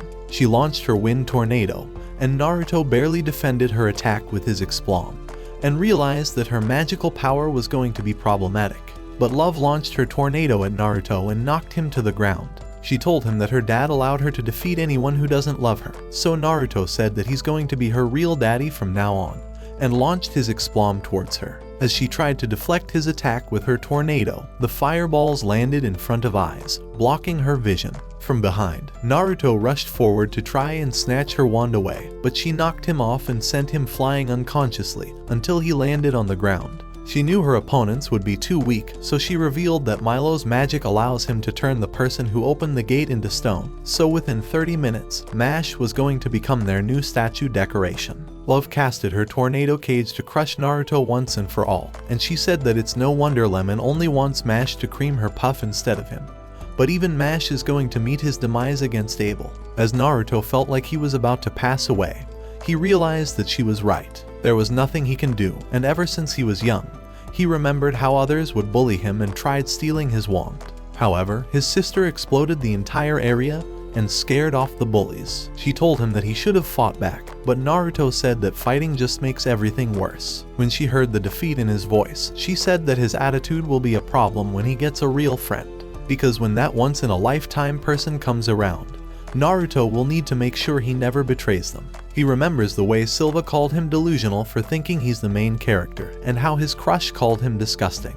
However, the only person who stood up for him was Mash, and he wasn't about to let his kindness go to waste. Love approached Finn and was about to take care of him, but in the last moment, Naruto neutralized her entire tornado, saying that he will never let her win when she mocked his friend. Love was shocked that Naruto was still standing, and casted her tornado towards him, but Naruto parried it with ease. She saw the cross on his head, and remembered that children born with that mark battle demons when their emotions release their true powers. He will no longer be just a Naruto main character wannabe. He has found his true identity. His name is Dot. As Love realized she was screwed, Dot told her that insulting his friend is a crime, and casted his machine gun Explom. With hundreds of fireballs, Dot decided to rip off Mash's favorite line, saying "Come at me, scumbag." Love realized this was the end of her, and Dot casted all of his fireballs towards her. But when the fog cleared out, she realized that none of his shots landed. He said that he never wanted to harm a girl, and told her to piss off before he changes his mind. Love realized she found the man of her dreams, and Dot feels like he's truly unlocked his protagonist's powers. Finn was shocked how powerful his friend had become. After all, Dot was another double-liner, but as soon as he tried to congratulate him, a stone monster appeared from behind Finn, and Dot rushed forward to take the blow in his place. The monster disappeared, and Milo was back, calling Love a failure for not dealing with them. So because she was so useless, he promises to be the one who cleans up this entire mess, and sends a barrage of stone arms towards them. Dot doubts he still has the energy to defeat the fourth Fang alone. As soon as they were about to get manhandled, a sword came from the distance, crushing Milo's insides. He wondered how all his magic was destroyed, and a man stood before him. He was the divine visionary, REINCARNATES, and Milo wondered why he was here. Dot recognized him as the Alder Dorm's ace, and as Milo tried explaining his situation, he launched a sneak attack onto Rain. In an instant, Rain pierced it in half and told him not to waste his time like a piece of trash. Hundreds of swords filled the entire field and crushed Milo. Love thought that she should just defect to Alder for now, and Milo realized that he had no chance against Rain, so he apologized for following Abel's orders. Rain thought it was unfortunate and kicked him in the gut, saying that he doesn't care about his words when his actions say otherwise. Dot no longer knows if he's on the good side of this war, and Rain tells them to hurry up and leave, so Love runs away, and Finn was shocked to see his brother. As he walked down the long hallway, Rain remembered the headmaster's warning about Innocent Zero's lackeys lurking around, and felt a whirlwind coming from behind him. Mash's dumbass was still eating cream puffs, and after Rain felt his pressure, he summoned a spider to measure his true magical powers. Mash thought he was screwed, so he rejected taking the test. Instantly, Rain casted his sword towards him, and Mash blocked his attack with only his fingers. He wondered why Rain would launch such a dangerous attack, saying stranger danger. The spider appraised his magic to be at 0, so Rain wondered what true power he was hiding. After he activated 3% of his partisan, the swords nearly slashed Mash to death, but he managed to make a throne out of them. Rain realized that since he's not using any magic, he was going to do a final test, and activated 10% of his partisans. The spider thought he was finished, but Mash was ready to hit a home run, and bunted every single one of the swords that Rain casted with ease. He went on to say stranger danger again, so Rain asked him for his name, and Mash introduced himself. After hearing his name, Rain remembered the words of the headmaster, asking him to look out for Mash because he has a good heart. Rain apologized for his rudeness, but Mash says he's not forgiven. As a token of apology, he gives him a handkerchief, so Mash wonders if this guy is into bunny girls. Rain doesn't say a word, and continues staring him down, so Mash accepts his gift. He asked him if he's going to fight off against Abel, and warned him that he will have a tough time without any magic when fighting Abel's strings. Mash said he can use magic, but Rain knew he was f***ing lying, so he told him that if he beats Abel, he will be able to obtain most of the school's gold coins. He said that he wishes for a strong ally to help solve this world's problems, and wished Mash good luck before walking away. Mash thought he was a good guy, and as Rain kept walking, he remembered the headmaster explaining the way Mash saved his little brother. To Rain, it doesn't matter if Mash has no magic, because he wants him to prove that he's greater than any magic user to become the divine visionary. Mash had finally arrived at Abel's door, and wondered if he should push it or pull it. For once in his life, he pushed the door open without destroying it, but in that instant, he remembered Creamy, and anger swelled inside of him, so he crushed the door open. Abel asked him if it was necessary for him to destroy every door in his way, so Mash said that he accidentally destroyed it when trying to knock. Before his eyes, Mash saw a giant sphere of energy, and Abel said he was impressed with his powers. He thought that Rain would have been the only one capable of defeating Abyss's magic eye, so he wondered if there was something else special about him. Mash realized he was about to be discovered, and told Abel to just go on with his explanation. Abel went on to call him quite capable, and Mash was glad he dodged his identity being uncovered. However, this world doesn't treat everyone equally, and he will not allow anyone of inferior genes to continue living. To him, everyone else is useless luggage, and people who can't control magic should be eliminated. Mash's dumbass was flabbergasted, and Abel said that segregating them in society isn't enough. Even the people who shelter them must be disposed of. Hearing the words shelter, Mash remembered the way Roger tried raising him as his own son, and even the first time he ate a cream puff in his life. Roger called Mash his own son, saying that he was so proud of him. After remembering those memories, Mash told Abel that he understands, but he can't befriend a cold-hearted guy like him. Abel called him dense and casted all of his dolls towards him. Meanwhile, Strawberry Lemon was glad she was finally done working, but saw that the door had been broken. Inside, she realized that the mushroom head was fighting Abel, and saw the way Mash was able to dodge the acid from landing on him.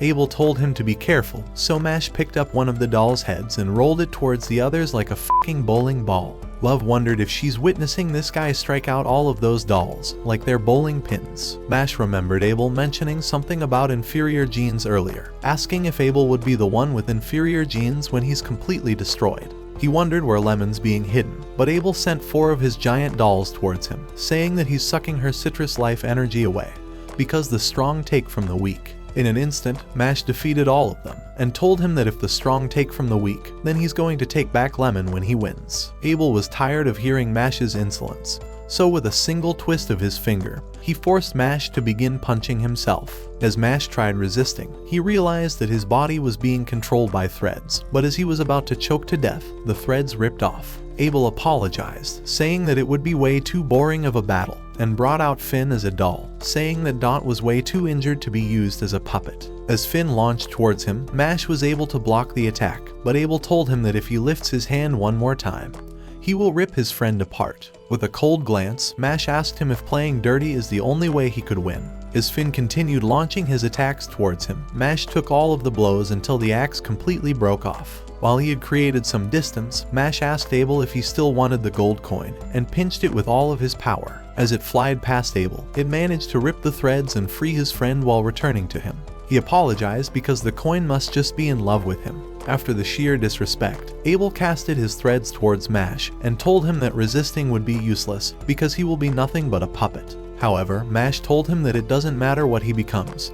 He will make sure that he regrets lashing out at his friends. With his footing set up, he began destroying Abel's fingers and leaped forward, kneeing him in the face. As Abel fell back, he activated his ultimate ability and Mash's body began turning into a doll. This was the only spell he was hoping not to use, but it was survival of the fittest, and he transformed Mash into a doll. In his eyes, he was nothing more than a clever rabbit, and began trying to take out his coin. He told him it was vain for a rabbit to try to become a wolf, but from inside, the only thing he pulled out was a cream puff. As he wondered what it was, Mash uppercutted him, and finally saw the cream puff that he hid in his robe 6 episodes ago. Abel wondered how he was able to still move after becoming a puppet, because his spell blocks all electric signals from the brain. The only possible way Mash could have moved was using the spinal reflex, the action of your body instantly reacting to external threats. In order for neurons to achieve that speed, they bypass the brain and communicate with the spine, so this was the only possible way for him to break out of that lock.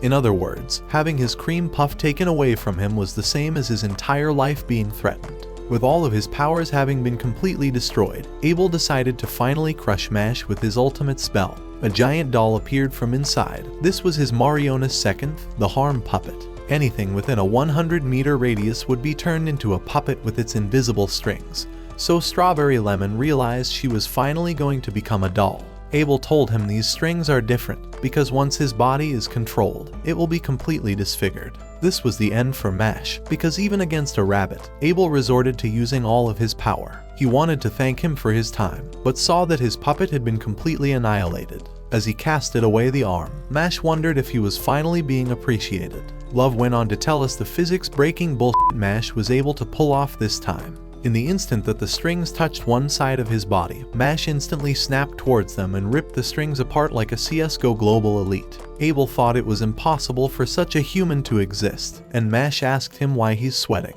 To Abel, Mash became the most interesting person he'd ever met, and launched his marionette towards him.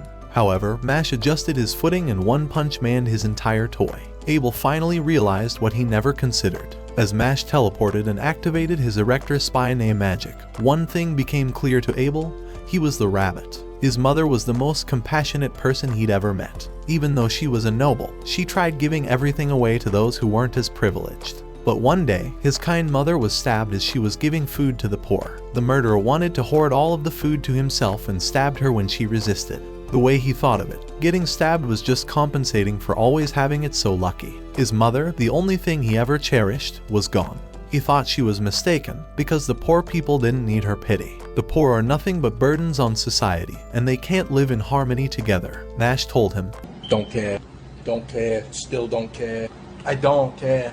He told him he wanted to hurry the fuck up and free Lemon since he lost. So Abel accepts his defeat and releases all the students. Mash thanked him, but thought that he wasn't the worst person alive since he did all of this for his mother. After Abel activated Mariona's liberation, Lemon fell into his arm and Finn came back to life. He ran towards them, and the fucking idiots started cheering like morons. Finn began referring to him as his hero, and Lemon called him her husband, but he was too busy juggling all the coins he earned. The morons continued Fortnite emoting until Lemon apologized about all of this, saying it's her fault. However, she wanted to say something one final time. She said she wants Mash to cream her puff. We need to move Lonzo. That ain't no problem. Huh? That ain't no problem. Mash told her he'll gladly do it, so she punched him in the face. Dot wanted a punch too, so he already punched himself in the face. Once he joined them back, the moron squad began celebrating once more. The only person missing was Lance, and as he walked around the campus, Rain told him to wait. He noticed that he doesn't belong in this school, and nearly annihilated Lance out of existence. But Rain's magic was completely negated. The spider revealed that its magic counter was completely maxed out. The man revealed his identity as Innocent Zero, and Rain wondered what an intricate criminal organization was doing in their school. Innocent Zero revealed that he was searching for something important, but Abel completely failed at finding it for them. Rain asked him what they were looking for, but the man said that he wouldn't tell him anything since they weren't friends. He realized that he doesn't have time for this useless conversation, because he needs to eliminate Abel after being so worthless. As Rain tried launching towards him, a knife blocked him from moving, and one of his comrades, Jean-Pierre, said that he was going to be his opponent. With this man being on par with a divine visionary, Rain knew that they wouldn't stand a chance against him. Meanwhile, the morons continued partying. In the past, Abyss remembers the day when Abel said he would give his eye a better purpose, and that he will become his tool from now on. The only thing Abyss wanted to do was catch up to his master now. Inside Roger's home, he wondered how Mash was doing, but Brad thought it would be awful if he wasn't able to become a divine visionary. After letting those words out, Roger wondered why he's not at work right now, so Brad revealed that he cares more about his screen time. Meanwhile, the morons are still fucking cheering and singing Ring Around the Rosie. Abel and Strawberry Lemon wonder how long they're going to be dancing like idiots, but the mushroom head asks to go to the bathroom after holding it the entire time. Finn is glad everything worked out, but wonders what type of f***ing crime school they're attending. However, Lemon thinks that it makes it the perfect place for Mash to cream her puff. While they were distracted by Lemon, Innocent Zero entered the room, and Dot wondered where Lance's hot face disappeared off to. The man approached them, and with a single swing of his arm, he launched them falling onto the ground. Dot tried defying him, but felt a surge of power that crushed all of his courage. When he approached Abel, the man wondered if he had managed to lose against someone, and called him worthless for not rising to the top of the school. However, he was glad that Abel leaked information about the headmaster, and used his magic to begin choking Abel. The man went on to say that they don't need him anymore, but Mash came and asked them if they wanted some orange juice and cream puffs for the party. Innocent Zero wondered who the f*** that dumbass was, and Lemon said it wasn't time for him to be creaming her puff. A fly landed on Mash and started itching his nose in a very interesting way, causing him to sneeze and blow all of the cream puffs towards the man. All of them wondered if Mash did it on purpose, but he asked if he would be able to get his cream puffs back. However, Innocent Zero's leader threw them all onto the floor, and Mash's mind was broken. The leader called Mash insolent, but felt giant headache crushing his head, and he wondered if Mash was the source of his pain. There's no way someone as ugly as him could be the one they were looking for, the leader thought, but remembered that he needed to be a villain in this episode, and used his magic to raise Abel. As he casted a stone spear towards Abel, Mash began running, and in the last instant, Abyss Razor appeared to shield Abel from the blow. Mash ran to see his friend, but Abyss apologized because they won't be able to eat cream puffs together anymore. Mash walked closer and handed him the handkerchief he had, and the leader realized why his attack wasn't fatal. In an instant, Mash had thrown a rock at his shoulder to redirect his spell's trajectory, and he realized that Mash was going to be a real threat. Still, the man thought Mash was a spineless moron for helping Abel, but Mash crushed the ground beneath his feet, and was determined to finish him off. With a swing of his leg, he launched a rock towards the leader, but he blocked it with his bare hands and licked it, calling him quite the rebel. Hey, well, you're gonna have to take me to dinner first.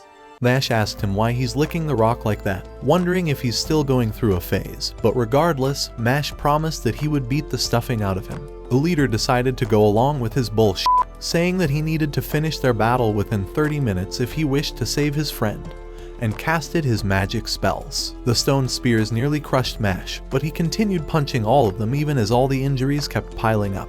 Pouring all of his energy into a single stone spear, the man launched it towards Mash to crush his core, and Abel knew that Mash couldn't win because of the difference in their innate talents. He remembered his mother telling him that their privilege was something given to them by pure luck, so he knew that it would be impossible for them to win against him.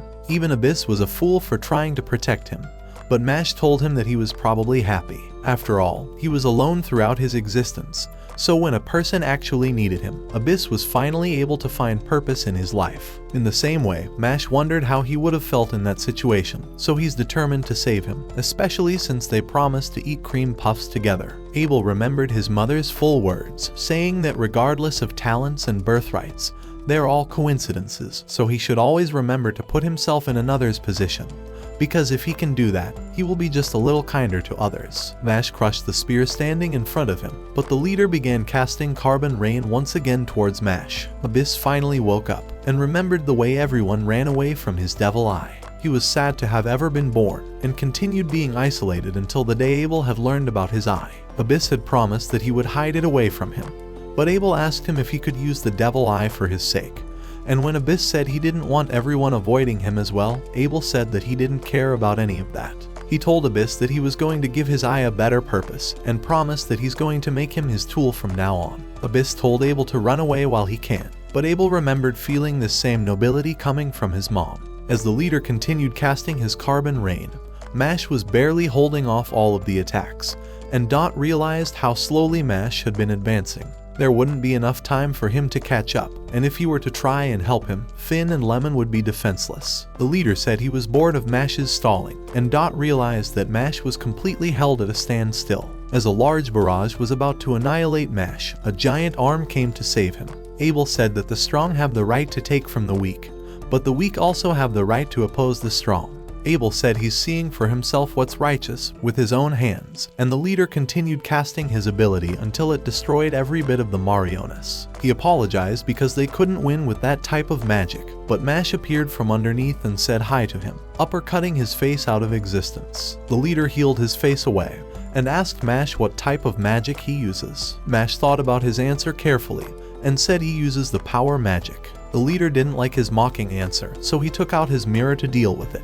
Dot instantly realized it is the holy magic mirror that reflects an amplified version of magical attacks. It's the most feared magical item that was supposed to be banished from this realm, so he warned Mash that he wouldn't stand a chance against that mirror. He wondered how Mash would be able to beat it if it relied on him not using any magic, and the leader told Mash that he's going to make him regret all of his life decisions now. He told him that he can't win with his current power. Mash completely fucked up his face with his leg, and every single one of them realized it. He wasn't using any magic. The entire time, they finally realized that the fucking mushroom head moron has been defying all laws of physics and hid his powerlessness. Strawberry Lemon started leaking citrus juice, and Lemon wondered what else his body could do. With those muscles, she thought his name shouldn't be Mash, but it should be Smash, because he's going to obliterate her pussy. Abel realized Mash sounds like he's a straight-up anime protagonist, but they noticed how his strike didn't even leave a scratch on the leader. He looked at his arm and noticed a magical crest forming.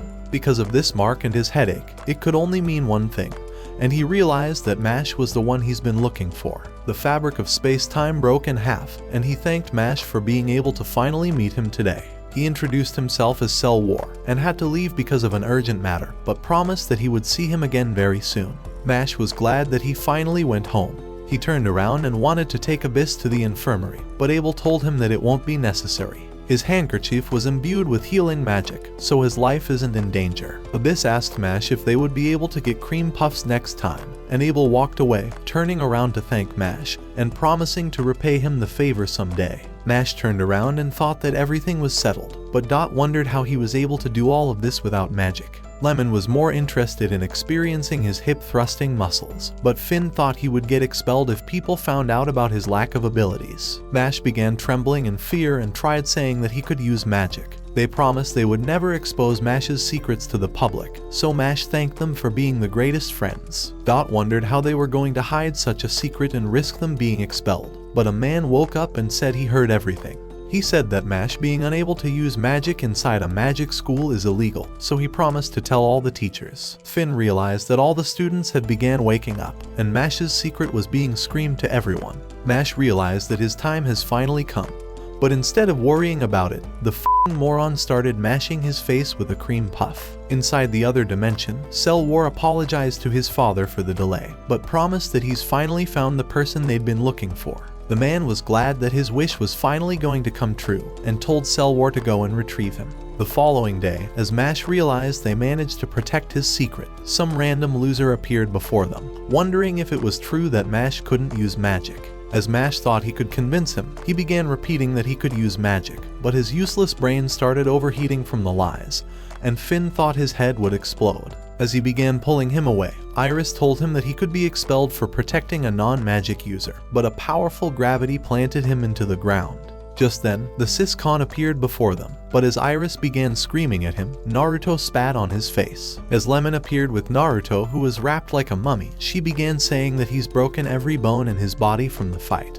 But the useless moron wished Lemon would break his bone already. Inside their dorm room, they decided to celebrate defeating Lang. However, Abel and Abyss were sitting at the same table, and the sight of their haunting faces made Finn wonder why the serial killers were among them. As Lemon offered to give Abyss a taste of her juice, the poor simp began to climax, so Abel told her that he was still a virgin and hasn't talked to any girls in his life. But as he met her gaze once again, Abyss climaxed even harder. At the same time, Strawberry Lemon was swallowing Naruto's meat, while Lemon wanted to shove her creamy puff inside of his mouth. Oh shit, here we go again.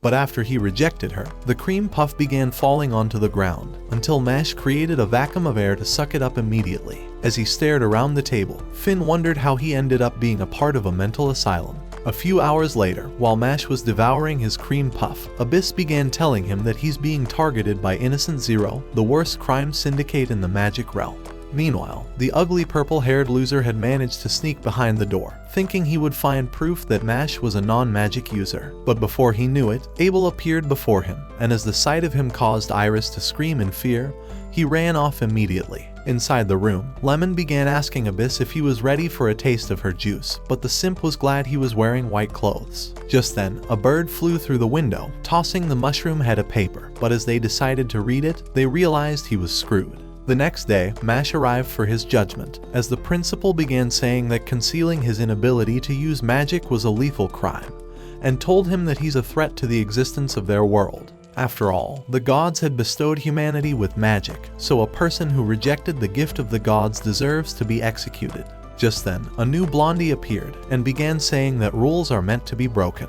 Just then, he threw a card at the floor, and as it materialized into a candle, he told Mash to light it up without touching it. Seeing as magic was the most important thing in their world, he told Mash that he could only change the world by revealing a greater miracle than magic. The principal thought it was impossible, but as Mash revealed his magic wand, he began rubbing it against the ground with tremendous speed, until a huge flame erupted, lighting the candle with his broken strength. At that moment, Mash realized what he needs to do, and revealed that he would sway everyone over with his fist. At the same time, the other divine visionaries were heading towards the chamber, and the leader swore that he would execute anyone who couldn't use magic. Inside the chamber, Mash was asking if they would let him go home already, but before he could leave, grains of sand wrapped around his leg, and a mighty sand blast blasted him.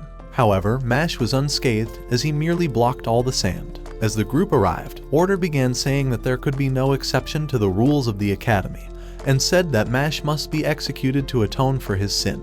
Just then, the principal appeared before them, oozing with a dark aura. As he revealed his puppet eyes, he said that he was Innocent Zero, and began saying that Mash belongs to him, so they realized that his body has been taken over by a Magiparasite. No amount of magic has ever been able to peel one off, so the host would never be able to return to life. When Ryo realized that Innocent Zero was declaring war on the Bureau of Magic, he revealed that he would remove the Magiparasite. But before he would, Mash ripped it out of him. But as Ryo wondered if he's lost his mind, the parasite entered his mouth immediately. However, he managed to spit it out, and a useless kid realized that he tied it up like a dog balloon.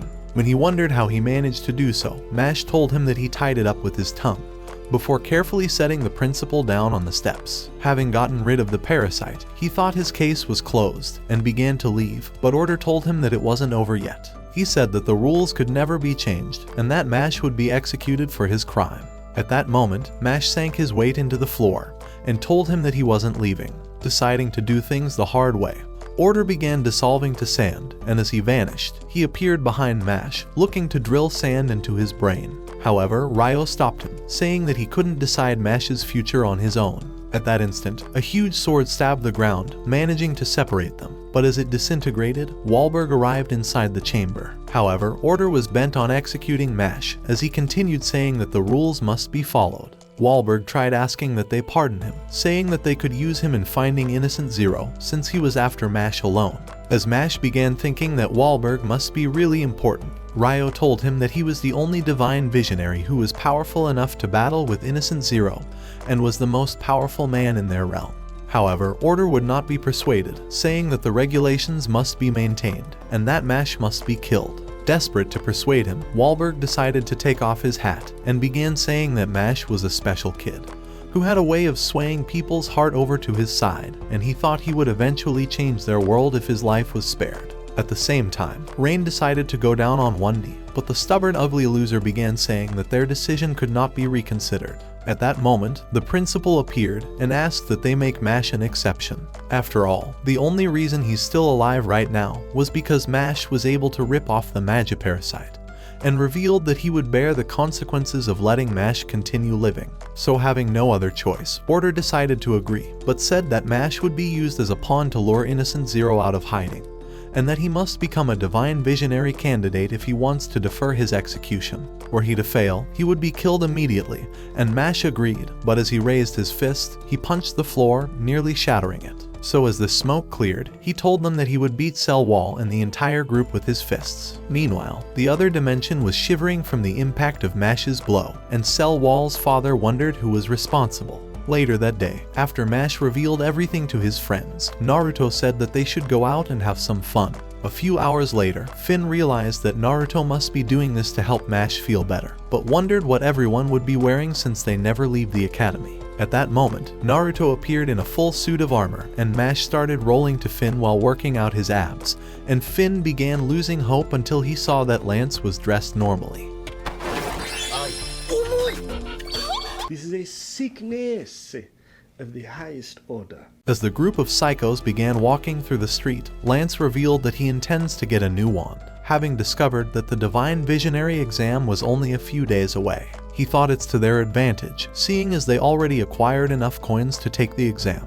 At that moment, they arrived at the wand shop, and as they entered, a short, disgusting old man with ridiculously long earlobes welcomed them inside, and Finn wanted to be the first one to take a wand. So as a magical aura began emanating around him, he summoned a wand from the wall, and the old man revealed that the wand was the one who chose its master. As Lance realized they were ripping off Harry Potter once again, he summoned a better wand at that instant. Just then, he began suggesting that Mash summons a wand of his own, but as Finn was afraid he would discover that Mash has no magic power, Mash decided to give it a shot. However, as he decided to try his luck, he noticed a wand on the floor, but the ground began to tremble. The man told them that the wand has been stuck to the ground for the last 1,000 years, and said that no one could ever pull it out. He thought it would stay stuck forever, because it even had a pond of fairy water underneath, but said that neither the strongest men nor the greatest magicians could ever lift it. Hearing these words, they began screaming at the old man to shut up before it was too late.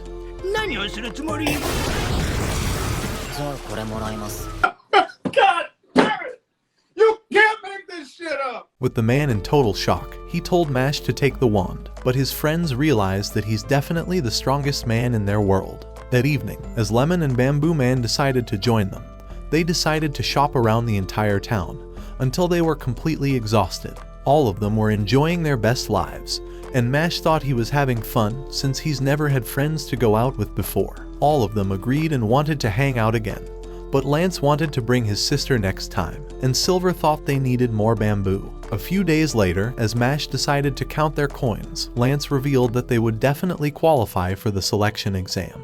But Mash began saying that he wishes to go home first. Meanwhile, Order was having dinner with a mysterious ugly dude who was the leader of the Orca dorm, and began telling him to eliminate Mash before the Divine Visionary exam. However, the useless loser, Macaron, told him that he wouldn't do so for free, as he continued sticking his meat into his creamy white milk. But when Order told him that Mash defeated Abel without any magic, his meat fell off, as he realized that he found a worthy opponent. At that moment, he walked over to his piano, and as a ray of light shined on him, he began playing the instrument, sending musical notes swaying across the room. But once he was done, his minions realized that he had released his inner monster. At Roger's home, he was glad to see Mash again. But as he began crying like a worthless ugly loser, Mash's friends entered the house, but Naruto said that he was his rival. Even so, Roger was glad that his son was able to find a rival, but Lemon said that she would be his future fiancé after he mashed her puff with his cream, destroying Naruto's dreams once again. Even so, Naruto gifted him some herbal tea, but Lance thought he could give him something even better, merch of his little sister that he made himself. As they began running around like brain-dead losers, Roger told Finn that he was glad to see Mash with new friends, having watched him grow up on his own. He was happy with his new life and hoped that it would continue forever. Meanwhile, Macaron and his minions were flying towards the house, eager to eliminate Mash. But at that moment, 1,000 swords began raining down on them, but as they maneuvered their way through, they eventually landed on the ground. Right then, Rain appeared before them, and began wondering why they were heading towards Mash's home. As Macaron said he was glad to fight off the Adler dorm leader, he snapped his fingers, summoning a piano instantly. So as he began playing it, musical notes began swirling around the entire place, and Macaron was already caught in a trance. But as he stopped, Rain began wondering if Macaron has lost his mind, seeing as the musical notes were ordinary sounds. Just then, Macaron began saying that he has no desire to become a divine visionary, because he only wants to grow stronger. For this reason, he thought he was better than Rain, so as he prepared for the battle, Rain readied his wand at that instant. Immediately, he launched a dozen swords towards him, but Macaron summoned musical notes to repel them, causing an explosion. Meanwhile, Mash and his friends were playing a board game, and as Naruto threw the dice, the game predicted that he would be scammed of his entire life savings for being a simp, and would live the rest of his worthless life as an ugly, useless brokey. At the same time, Lemon decided to throw the dice, and the game predicted that she would be locked up in a cell for being a crazy, ugly stalker, and would never get her lemons squeezed by Mash's lemon squeezer. When it was Mash's turn, he decided to roll the dice, and the game predicted that he would be executed shortly after his secret is discovered. At that instant, his game character broke in half, but Lemon began screaming that she wouldn't quit until he squeezes all her lemon juice. At the same time, Rain continued launching swords at Macaron, but he destroyed them with musical notes. So as he raised his wand, he summoned howling sounds, overwhelming Rain with a terrible noise. At that instant, musical notes appeared all around him, and Macaron revealed that they would blow him to pieces once he tries to cast a spell. He told him that his only desire was to kill Mash, and asked him to step aside. However, Rain began saying that Mash is a special dude who deserves to be given a chance, and began oozing with a flaming aura. In that moment, a third line stretched down his face, revealing that he's not only chosen by magic itself, but also chosen by the gods. Meanwhile, Mash decided to play the game once more, and as it predicted the same future, he decided to leave the house, but Naruto thought the prediction must have made him sad. However, as Mash ran deep into the forest, he discovered that he was out of sight, and realized he could finally eat his special cream puff without anyone around. Right then, he noticed Rain and Macaron facing off, but Macaron thought he was about to bust for having come across a triple liner. As he began wondering how he would escape without chanting any spells, he unleashed musical notes to destroy him. But at the same time, Weilberg revealed to a special moron that third liners had an ability no one else possessed. It was the ability to awaken the power of the gods laying within the wands, and Rain used that power to repel the musical notes at that instant. While Macaron was wondering how he managed to do so without casting any spells, Rain summoned Ares, the powerful strength of the gods. So as he held his wand, it began transforming into a sword cane, causing black partisan across the sky. So as Macaron summoned Sound's shield, the ground shattered, and a powerful blast went through the forest. As the smoke cleared, it revealed a deep trench in the ground, and Mash appeared at that moment. As he decided to thank him for fighting off Macaron, Rain told him that he was just a rabbit that needed to get chased away. But Mash thought that Rain must really like rabbits, so he told him to win the Divine Visionary Selection exam, seeing as it was only a few days away, and told him that it was the only way to prove himself. Meanwhile, Macaron managed to survive the blast, but with his men already wounded, he decided to retreat in the meantime. That night, Roger apologized for not giving Mash an easier life. However, Mash told him that he's happy to have him as his father, because if it wasn't for him, he would have never survived, and would have never had the chance to be happy making the friends he did. A few days later, while the students were gathered in the arena for the selection exam, Mash began making his way outside. But as Order appeared before him, he told him that he doesn't belong in their world, and would never allow him to be acknowledged. However, Mash decided to reveal his GigaChad muscles and began flexing his biceps in his face. But as he began to leave, he told Order that he would defeat him and prove himself. However, as he entered the arena, all the students realized he was the non-magic user and began screaming at him to go home. Thinking that Mash was under great pressure, Finn tried telling him to ignore the noises, but realized that even Mash was ready to go home. However, with all the candidates set, the announcer began revealing that this was an elimination game, and called it a dead or alive exam. Their task was to find the hidden key inside the bladder of a troll goosefish, which could only be popped with magic. At the same time, Dettervents have been prepared to haunt them, so the announcer told them to try and escape from the monsters. This was the only way to make it to the main exam, and as Rafflesian mirrors appeared inside the arena, the announcer revealed that the entire audience would be watching them. As Finn began crying like a hopeless loser, a mysterious door materialized before them, and Mash was teleported inside a new dimension. At the same time, one random loser began wondering how he would find the key, but a giant monster appeared before his eyes, and as he blasted it with a spell, the beast was unscathed. At that moment, the loser realized that the Dettervents are immune to magic, and as it hacked his useless body, he was teleported back to the arena as the first candidate to be disqualified. Just then, Naruto realized that his best hope was to run away from the monsters, but began wondering how he would find the key. As the announcer began saying that the exam was meant to discover how they would survive against a monster that was immune to magic, she screamed for them to run away.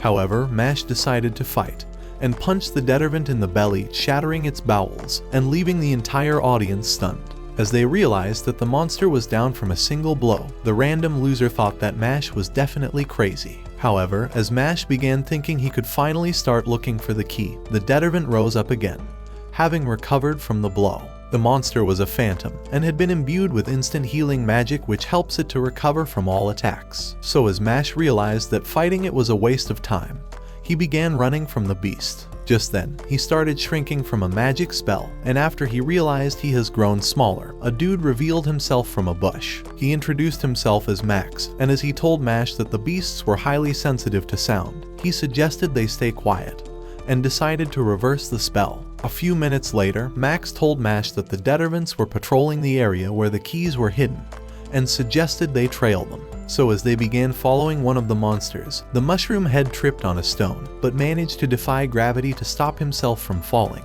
Once the beast was gone, the mentally ill morons began pointing to the giant balloon, and as they realized it's what they've been looking for, Mash suggested they inflate it until it bursts. However, as he touched the bellows, a loud honk went off, and the beast began chasing them. But a few minutes later, they returned again, realizing the bellows actually call for the monsters. Max suggested they destroy the bellows, thinking the key would fall right off, but after doing so, they realized that the key was still inside. As Max tried coming up with a new plan, Mash realized what they had to do. So as Max began following his plan of casting a spell to increase the size of the balloon, Mash started break dancing towards it, and all the students wondered if he was a moron off his meds. However, as he began spinning around, he created a massive tornado to inflate the balloon, forcing it to increase until it eventually exploded. At the sight of this, the students thought his body was a weapon of mass destruction, but Mash took his key to complete the mission. At the same time, Lance managed to inflate another balloon until it burst, and as he retrieved the key, Naruto retrieved his own, but started running away from a beast. With Mash and Max finally safe from the Detterment, Mash tried giving Max the key, but he realized that Mash truly was a good-hearted guy, so he told him to keep the key before pointing him towards the exit. He said that Rain already spoke about him and said that he would find his own key, but as Mash ran away, he thanked him. Just then, Max's eye got slashed, and Carpaxio appeared before him. Meanwhile in the arena, nearly all the candidates had arrived, but as Mash appeared, he realized that Naruto was wounded, and as he told him that he managed to also find Finn's key, he collapsed from exhaustion. Right then, Max entered the arena, and as Mash began thinking he made it, the loser passed out on the ground. At that moment, Carpaxio arrived, and the announcer revealed that he's the last candidate to qualify. But he stepped on Max's head and called him a useless ugly weakling who never deserved to become a divine visionary. However, as Mash appeared before him, he threatened to punch his useless face if he didn't stop.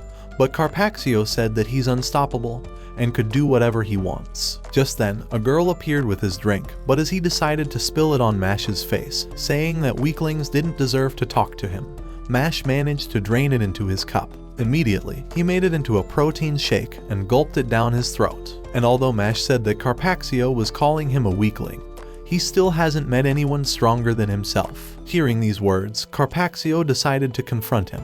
But as they faced off, the announcer screamed at them to save their fight for the next exam. At that moment, 3 objects materialized above the arena, coloring their robes into 3 separate groups. The announcer revealed that their next exam was called the Life Crystal, and said that their task was to protect their individual crystals while destroying their opponents. One team would be disqualified once their crystals were all broken. But Finn wondered how Lance would cope in a different team. Right then, the crystals descended from above, and as Finn examined his own, he realized that they couldn't afford to break any crystals.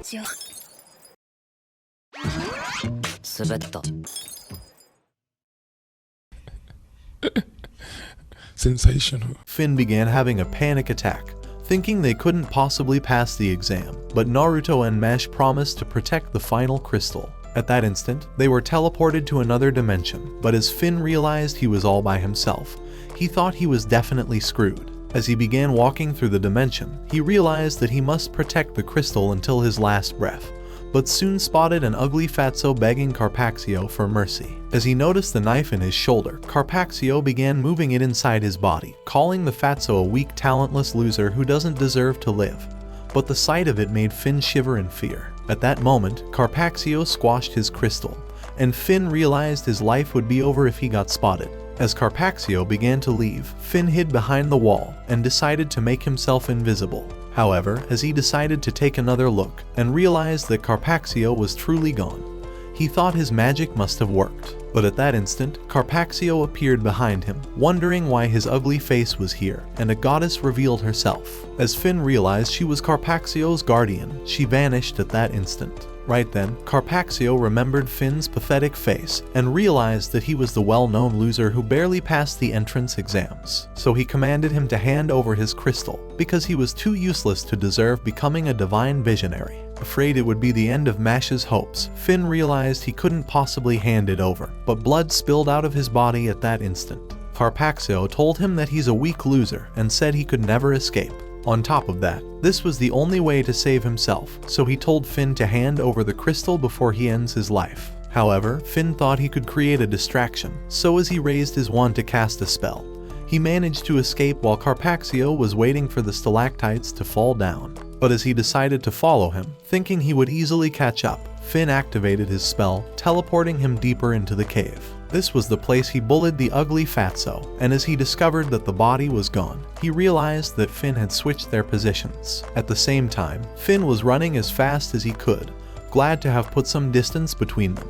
But at that instant, his leg spurted blood and he fell from the injury. As he began hearing Carpaxio's footsteps, he realized he was right behind him and thought it was over for his life. Right then, Carpaxio revealed his knife and stepped on his injured leg, commanding him to hand over his crystal. However, when Finn wouldn't do it, he raised his knife and began piercing his body, causing him to scream in pain. But even with all the pain, he wouldn't surrender, and his memories with Mash began flashing across his mind.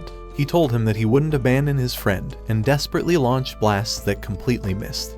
but his blood spurted out of his body, causing him to lose all his strength. Carpaxio told him that he's too weak for anyone to care about him, and said that he was going to finish him off now. As he raised the knife to end his life, all the students realized that Finn was about to get killed, but as he began moving the knife, Mash rushed in and bashed his head into the wall. He said that he wouldn't let his suffering go in vain, and apologized for arriving late. However, as Mash began to leave, he noticed his head was bleeding, but as the goddess statue appeared, Carpaxio told him that he can't feel any pain. As he revealed his special wand, Mash kneed him in the face, but the impact returned to his own face, so Carpaxio told him that his magic transfers his pain to his opponent. When he pierced his own knee, blood spurted out of Mash's leg, while Carpaxio healed instantly. This was the power of his Master Cane, one of the only 13 ancient wands created in the magic realm, and said that it absorbed the pain from all his wounds. However, this had awakened his desire to want to suffer, but he told Mash that he's far too useless to be a worthy opponent, and began piercing his body to finish him off. As Mash decided to hit him with a blow, he was nearly dazed by the impact. But as Carpaxio healed instantly, he began saying that Mash was hopeless, but he continued landing punches even as the effect repelled him. As he hit him with another blow and landed a kick, an invisible kick knocked him back. Finn thought Mash would eventually wear out, but Carpaxio told them that it was his destiny, and began saying that Finn never even belonged in the academy, seeing as he always needed someone to save his ass. However, Mash thought he was special for not giving up, and told Carpaxio that he would never forgive him for making his efforts seem meaningless. Right then, he prepared a solid punch and bashed his face, but as it deflected, he continued landing a barrage of punches, taking all the impact to his body. As he continued bashing him from side to side, looking to slow down the recovery process, the goddess statue cracked, but Mash intensified his blows, and as more cracks began to appear, Carpaxio realized that the goddess has a recovery limit. But at that moment, Mash landed a massive uppercut, and as the goddess burst into a scream, Mash told Carpaxio that he's 1,000,000 times stronger than him, and wondered if he would also not give up when he shows him how Finn felt. Thinking his body must have been made from iron, Carpaxio began wondering who he really is, but the goddess started transforming into a huge monster and revealed giant syringes. Immediately, it launched several syringes towards the top, and as they began raining down on Mash, he managed to evade them, running around in a zigzag. Carpaxio thought he's finally found a worthy opponent, but as the syringes disappeared, Mash decided to reveal his iron wand. Just then, he began stretching it, and even pulled it to the side, before clawing it with his fingers, and eventually making it into a racket. As he started bouncing an iron ball, he tossed and smacked it like a tennis ball, sending it flying with great speed. But as it hit the goddess, it returned to him, so he smacked it again, dodging the syringes at the same time. As he continued smacking the ball, even the students thought he wasn't human, but he slugged it even harder, and as he successfully cracked the goddess's face, he intensified his strikes. So as the crack increased, Mash knocked it back with a powerful strike, and as he jumped really high, he strengthened his grip on the racket, and smashed the ball with enough force that destroyed the goddess. While Carpaxio was still in shock, Mash appeared before him and smashed his worthless head, spilling all his blood out. So as his heart began throbbing from all the pain, Carpaxio realized that pain actually hurts, and wondered how Finn managed to endure all the pain for someone else. He realized he truly was a special friend, and was glad that he was finally outmatched. Meanwhile, Macaron had come across 2 other dudes, and commanded them to surrender their crystals immediately. However, as they thought they could defeat him together, they decided to cast a spell at the same time, summoning a giant wolf and rocks for support. But at that moment, Macaron cast his musical notes, and as they killed the monster, they continued towards the men, but they summoned a wolf shield to protect them. However, Macaron's notes destroyed it and sent the losers sliding away. With the men too drained to even stand, Macaron broke their crystal and told them that they were no match for him. As he began to leave, the announcer revealed that the exam was over, as one of the teams had already lost all their crystals. So as they returned to the arena, Mash and Naruto began their victory dance. Right then, the entire arena went silent, and Mash realized that Macaron was waiting behind him. But after saying he'll be looking forward to seeing him during the next exam, he decided to leave. At the same time, Caldo appeared beside Wahlberg, wondering why he was rooting for Mash. He thought Macaron was the perfect candidate to become a divine visionary, and told him that Mash stands no chance against him. Meanwhile, in a private room, a random loser tried kissing up to Macaron, and even offered to lace Mash's drink with laxative.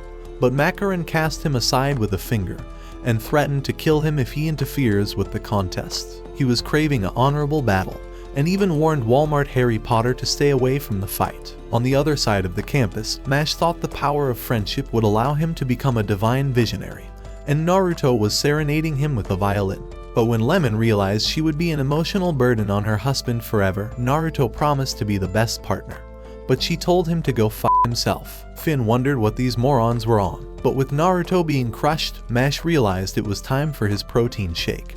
And Finn thought he accidentally entered the mental asylum instead of the magical academy. That's not ridiculous. That's not ridiculous to say that. Just then, Caldo appeared behind them, and Mash remembered that he's one of the divine visionary. As he suggested they play a game, Mash told him that he intends to rest before the next exam. But when Caldo began telling them that he's the head of the Magic Talent Administration, and said that Mash couldn't become a divine visionary if he doesn't acknowledge him, Mash immediately agreed to the game. As Mash decided to ask what the game was, Caldo showed him his finger and said that he needed to always look away. Thinking it was easy, Mash told him that he was ready and accepted immediately. At that instant, Caldo drew a circle around him, saying that he mustn't leave the circle no matter what, and pointed up. So as Mash decided to look down, a blast nearly fried his face from the ground, but he bent over to the other side, managing to keep his gaze away from the finger's direction. For the second round, Caldo decided to point in two opposite directions, and as two energy blasts appeared from both sides, Mash punched them away. However, for the final round, Caldo decided to draw his giant sword, and as he threw it above him, he pointed in three different directions. But Finn wondered how Mash would win this round. As he caught the sword, Mash dodged his first slash and began dodging the rest of his strikes, while staying in the circle. As he narrowly dodged his swing, he maintained contact with the floor, but as his face was nearly slashed, Mash dug his feet into the ground and jumped towards the roof with the entire circle. But as he landed, a bird snatched his cream puff before flying away, and Mash realized he just failed by looking to the side. However, Caldo told him that the round was already over and decided to just call it a draw. Even so, he thought he doesn't stand a chance against Macaron. But as he began to leave, he began wondering why Mash was bent on becoming a divine visionary, and thought he could eventually win him over to his side. Later that day, with the final exam ready to begin, Mash decided to step out to the arena, and Macaron appeared as his opponent. However, as Mash decided to take out a cream puff, looking to replenish his calories, Macaron revealed his meat and began shoving it to swallow his sticky white cream. Out of pocket for that shit. Way out of pocket. When Mash tried telling him that swallowing a lot of cream would numb his meat, Macaron told him that he likes his meat to taste numb. Hearing his words, Naruto realized that Macaron was definitely nuts and thought that he must be extremely powerful, since the crazier these fuckers get, the stronger they happen to be. Right then, Macaron revealed his wand, and as Mash prepared for a fight, a powerful energy blasted into the heavens. At that moment, Macaron began oozing with energy, and the effect of his magical power caused Finn to grow sick. And Lance told them that Macaron's power surpassed most of the divine visionaries. As Mash began running towards him, Macaron launched an energy blast at him. But as he thought he could repel it, Mash took a stand and tried volleying it back, but the weight pressed down on his hands, making it too heavy for him. As it began forcing Mash towards the wall, it exploded at that instant. But as the dust cleared, they realized that Mash managed to evade it. In an instant, he wrapped his arms around Macaron, and as he flew towards the sky, he began descending with a nasty suplex. However, Mash was unscathed, and Finn realized that the mushroom head ran backwards faster than the spell, and managed to escape getting slammed on the wall. At that moment, the dust cleared, and Mash realized that Macaron was also unscathed. So as Macaron told him that their fight was only starting, Mash readied himself for his next attack. He had no idea that Macaron had created a sound cushion, which helped him to land before slamming into the ground. Just then, Macaron began saying that he intends to enjoy the fight, and fired a blast, but as Mash dodged it, he started running around the arena. So to eliminate him, Macaron continued blasting him, but as he managed to dodge everything, Mash appeared behind him, ready to punch him into nirvana. But as Macaron pointed his wand at his face, Naruto thought that Mash couldn't dodge the close-range attack. However, both men stood still at the same time, and Macaron began wondering what Mash was trying to protect. As Macaron told him that they can't have a proper fight while he was distracted, he decided to give it over to a girl, and Mash wondered if this was the chivalry he's always heard about. However, Finn thought both of them must have lost their minds, and Lance realized that they were still determining each other's powers. At the same time, Caldo thought that Macaron's second spell would be enough to beat Mash, but wondered why the fuck no one questioned Mash claiming he used spine magic. At that moment, Macaron decided to unleash Fa Sound, a deafening musical note that formed as a fist. As it rushed towards Mash, he tried to punch through it, but it went through his body, bursting his eardrums in that instant. As Macaron began saying that Mash was no match for him, he launched another Fa Sound that pushed him all the way back, before blasting him with another wave that dragged him back even further. At that instant, his entire brain exploded, and Mash realized that he couldn't dodge the attack. Thinking the battle was a waste, Macaron decided to summon his sound orchestra, looking to end the fight. And as giant horns surrounded Mash, they began emitting a powerful wave of sound that shattered rocks to bits, and even caused the ground to explode. But as the horns disintegrated, Caldo began wondering how Macaron managed to win without using his greatest ability. However, as the smoke cleared, Macaron realized that Mash's body had disappeared. But as he grabbed his ankle, he pulled him into the ground at that instant, nearly burying his entire body. As Mash emerged from the ground, Finn realized that he had dug into the floor right before the sound overwhelmed him, and after managing to dig deeper, the sound waves had completely dissipated. At that moment, Mash prepared his quadriceps magic and hit him with a guillotine kick, sending him flying far away. However, he wasn't finished, so as he landed on top of him, he began bashing his face with a barrage of punches, and all the students thought that Macaron would need even more face surgery to fix his disgusting face. But in an instant, he jumped back, and as the dust cleared, Macaron managed to stand, telling him that he's ready to get serious, and would take him on his true form. Before Mash's eyes, he activated Sound's metamorphosis, casting musical notes around him with a powerful energy that transformed his body and unleashed a blast into the sky. However, when the smoke cleared, Mash realized that Macaron actually transformed into a girl, and Macaron told him that he was ready to unleash his true powers. Meanwhile, Innocent Zero was flying towards the arena and was hoping to see Mash. At the same time, Ryo was wondering how Mash was performing in the exam. But as LeBlanc burst inside, he told him that Innocent Zero was heading towards the arena. Ryo remembered that he had appeared during Mash's trial and thought he was coming for him. Inside the arena, Macaron began telling Mash that this was his true form, but said it only reveals when he unleashes his second. And as he snapped his fingers, he teleported to Mash's side, blowing a kiss that paralyzed his body with a deafening sound. Lemon was about to destroy the entire world. But as Macaron began saying that he can unleash more spells this way, Mash tried landing an uppercut, but he teleported instantly. When Mash wondered where he went, he realized that he had teleported to the top of the arena, and with another snap, he landed a kick on him, sending Mash crashing to the ground. Just then, he began snapping his fingers, teleporting across the entire arena. And while rushing as fast as the speed of sound, Macaron became invisible, because Mash could only catch him if he manages to move faster than sound itself. So as Macaron continued teleporting away from Mash, he kicked him back before following with a jab, and as he punched him up, he knocked him down instantly. However, Mash managed to stand, but as Macaron snapped his fingers once more, he rushed towards him with lightning speed. But as he kicked the wall, he realized that Mash had escaped already. Before he knew it, he appeared next to him, but Macaron wondered how he managed to evade his attack. Mash had intentionally held the wall to feel the snap of his fingers, since sound traveled faster through solid objects than through the air, so he was able to determine his attack before he even got close. After Mash's overpowered ass broke the laws of physics again, Macaron tried snapping his fingers, but discovered that his hand was covered in Mash's white cream, and couldn't possibly make any sound.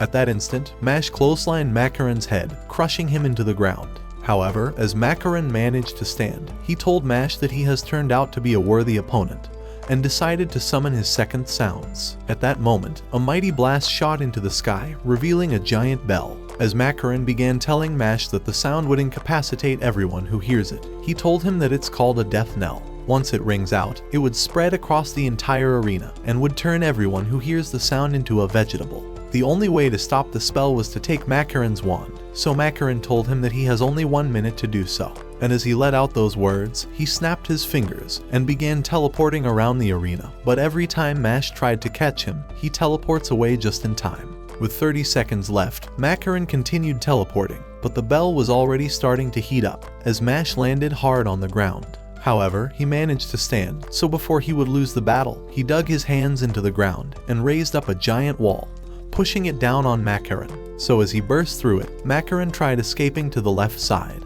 But as Mash nearly followed him, he decided to move in the opposite direction. Even so, Mash changed his course, and as Macaron realized it was a feint, he thought he already gained enough distance anyway. However, Mash managed to catch him with his pinky and dragged him all the way back before smacking off his wand and snapping it instantly. As the bell disintegrated, Macaron realized that he's already lost this fight and decided to accept defeat. At that moment, all the students were excited about Mash's victory, and even Finn began to cry. Caldo thought he's truly special.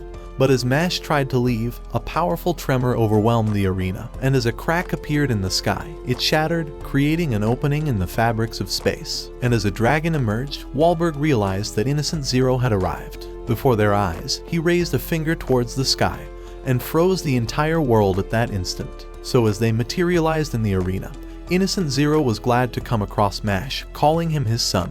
With Mash's GigaChad body, he thought he would be complete once he merges with him, but Wahlberg materialized before him, saying that he wouldn't allow him to take Mash away. Just then, a skinny, ugly loser began thinking he could eliminate the senile old man, revealing a pair of scissors. But Wahlberg caused a giant axe to appear before his eyes, nearly slicing his worthless body in half. With the loser scared for his life, Wahlberg screamed at them to back off, but Innocent Zero told him that they weren't leaving without Mash. Wondering what his true motive is, Wahlberg decided to ask why he came to take Mash away. So Innocent Zero told him that he intends to become a perfect human. Hearing these words, Wahlberg realized he had truly taken the dark path, so as he revealed his triple lines, he told Innocent Zero that he wouldn't allow him to take Mash away. At that moment, Innocent Zero revealed his own triple lines as thick red energy began surrounding him.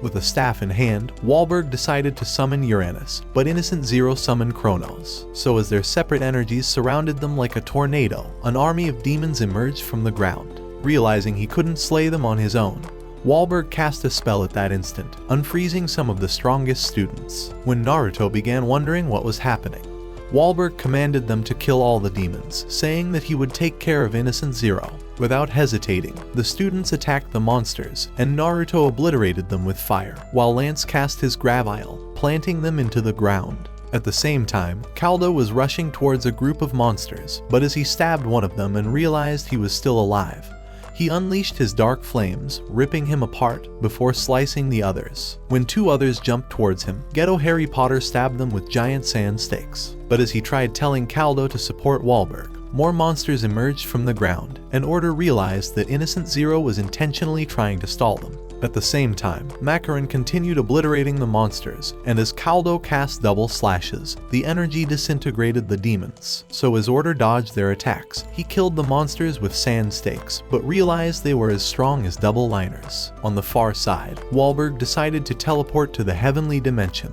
and told Innocent Zero that they can finally start their own battle. Back in the arena, Lance and Naruto spotted a giant thorny tower, and as they noticed Cell Wall on top of it, they remembered that he had knocked them aside only a few weeks ago. At the same time, Caldo and Order also noticed the giant spikes, but Caldo wondered if Cell Wall intends to drop it on the arena. At that moment, a massive tower appeared before their eyes, and Macaron realized they weren't going after Mash, so he knew this was all a trap to capture him. Hearing those words, Naruto screamed for Mash to find Cell Wall, since he was the only one who could defeat him. Immediately, he ran off, but Naruto wondered how he would ever be able to climb up the tower. However, when Mash arrived, he decided to bash the tower with a kick, and the mushroom head began using his broken abilities to chip it piece by piece until there was nothing left of it. As Cell Wall began saying that he was glad to see him again, he told him that his black diamond wouldn't disappear unless he was defeated. However, Mash already forgot who he was. Inside the arena, the boys continued annihilating the monsters, but as more of them kept appearing, Naruto thought it would never end. Just then, he noticed a crying baby, but as he wondered how it appeared, he transformed into a baby at that instant. As the enemy revealed himself, saying that he has the Criminal Cane, one of the 13 evil ancient wands in the magic realm. He revealed that it turns his targets into ugly, filthy infants. Due to this magic, he was certain that Naruto would die as a useless, disgusting baby, but Naruto thought he could blast him with his magic.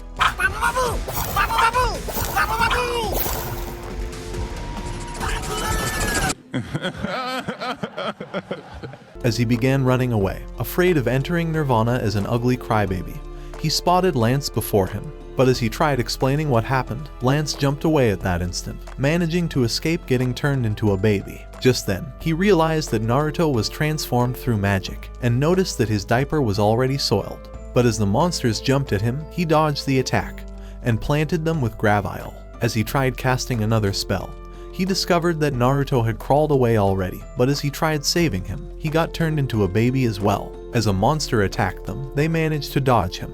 But as they began chasing a stupid toy, the monster nearly squashed them at that instant. Just then, the loser appeared before them, and began saying that his spell keeps them from using 1/10 of their magical powers. But as he commanded the demons to attack them, Lance managed to cast a tiny Gravile, planting his ugly face into the ground. Even though they had 1/10 of their magical powers, Lance decided to concentrate all of his powers into a small portion to crush his enemy. And Naruto realized how truly powerful his friend was. So as the spell wore off, they transformed back into their true form. Meanwhile, Ryo and LeBlanc were flying towards the arena, and as LeBlanc wondered how Wahlberg and Innocent Zero managed to know each other, Ryo revealed that they were trained by the greatest magic user. He told him that his name was Adam, and said that he was the greatest dark magic user in their entire world, who even created the Magic Academy. Wahlberg and Innocent Zero had been his best students, but Ryo realized that their world would be over if Wahlberg loses to him. At the same time, Innocent Zero decided to reveal his faceless head. But as Wahlberg realized the atrocities he had committed, he decided to grow back his face. He said his only desire was to kill him and take Mash away, so he can achieve his self-embodiment of perfection. So as he decided to cast the Living Dead spell, summoning a mystical clock and an ancient coffin, Wahlberg realized that he intends to use one of the forbidden spells. At the same time, Cell Wall was angry that Mash had no more memories of him, and nearly crushed him with a lance, before threatening to execute all his friends. So he launched more lances at him, causing an explosion. But as Mash managed to escape, he began running over the lances, making Cell Wall grow angrier. And as Mash managed to maneuver his way through, he landed a heavy blow, sending the loser crashing. The other time they faced off, Mash had barely managed to defend his attacks, and Cell Wall wondered how he grew so strong already. In the sky, as the chains of the ancient coffin started splitting, it opened to reveal the body of Adam. While Wahlberg was in shock at the sight, Innocent Zero began saying that he's managed to acquire the magic that restores life from fragments of flesh. But even though he couldn't restore their master's consciousness, it was still enough to destroy Wahlberg. At that moment, an ugly loser began pulling Adam's strings. He was Necros, and he revealed that he would be Adam's puppet master. He wondered if Wahlberg could attack the body of his former master and unleash dark energy on him. But as Wahlberg managed to shield it, he realized it was Adam's true powers, but repelled it anyway. Wahlberg told them that he would protect the magic realm no matter what, but Necros unleashed Dark Impact, blasting a hole through a mountain. However, with Wahlberg unscathed by the attack, Necros launched Dark Snake, eventually burning Wahlberg's robe. At the sight of this, Wahlberg realized that Necros had awakened Adam's magical powers from the time he was in his prime. And with Adam's dark magic renowned for obliterating everything it touches, Necros had expected that Wahlberg's magic would be sent into a void. For this reason, Wahlberg had decided to dodge the Dark Snake, but Necros thought he would eventually succumb to his attacks. So he unleashed double Dark Snakes, but as they overwhelmed Wahlberg, he obliterated it. However, Necros wouldn't stop, and decided to unleash another Dark Impact, but Wahlberg released his light crystals to cut through the energy and rip into Necros's body. At that moment, the disgusting creep realized that half of his body had been sliced off. While he was screaming like a loser, Wahlberg decided to reveal that his magic controls space, and said that half of his horrendous face has been teleported to another dimension. His light crystals had actually carved out an entire space to successfully teleport the dark magic. But Necros thought he could blast him with more magic than he could cut out. So he unleashed absolute Dark Impact, but Wahlberg dispelled it at that instant. As Necros wondered how he managed to grow stronger than his own master, he decided to release a massive energy that nearly took over the skies. But as he directed it towards Wahlberg, thinking it would obliterate him this time, Wahlberg awakened his own magic. As he told him that he's only been using the wand's magic, he opened a portal with the light crystals and unleashed Space Sacrifice, absorbing all the dark energy in an instant, and even swallowing up the loser before he could escape. So with the nuisance gone, Wahlberg told Innocent Zero to prepare for the real battle. Meanwhile, Mash decided to ask Cell Wall why Innocent Zero was trying to capture him, so he began telling him that Innocent Zero actually created him using dark magic for the purpose of activating the forbidden spell of immortality. By sacrificing 6 blood relatives, Innocent Zero would become immortal, so he revealed that Mash was one of his children, and that he also had 5 other brothers, whose only purpose was to be a vessel for nurturing Innocent Zero's immortal heart. This was the purpose for his existence, and as Mash grew disappointed, Cell Wall told him that he's a small insignificant part of something special. However, Mash thought his words made his life heavy and sad.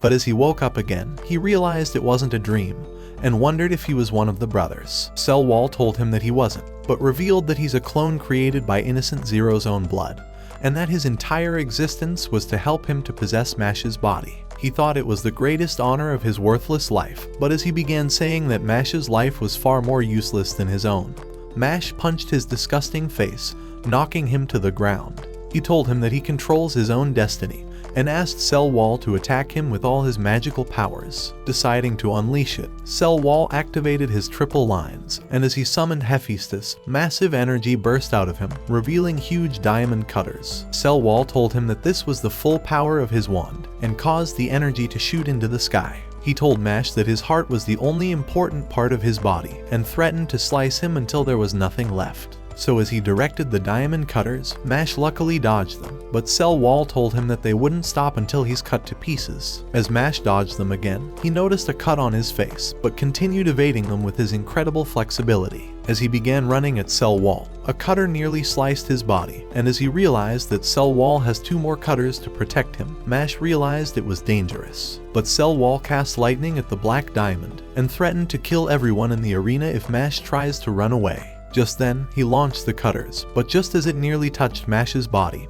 he took off instantly, and Cell Wall wondered if he was abandoning his friends. Before he knew it, Mash appeared behind him, revealing that he actually did a loop around the academy to shake off the discs. So as he realized he intends to sacrifice both of them, Cell Wall decided to turn his skin into diamond. At that moment, the cutters sliced Mash's body, spilling his blood on the ground. As Cell Wall thought he won, he began kicking his face, but soon realized he's actually stepping on a cream puff. Just then, Mash stood up, and as he began stuffing his mouth with cream puffs, Cell Wall swallowed all of Mash's sticky white cream.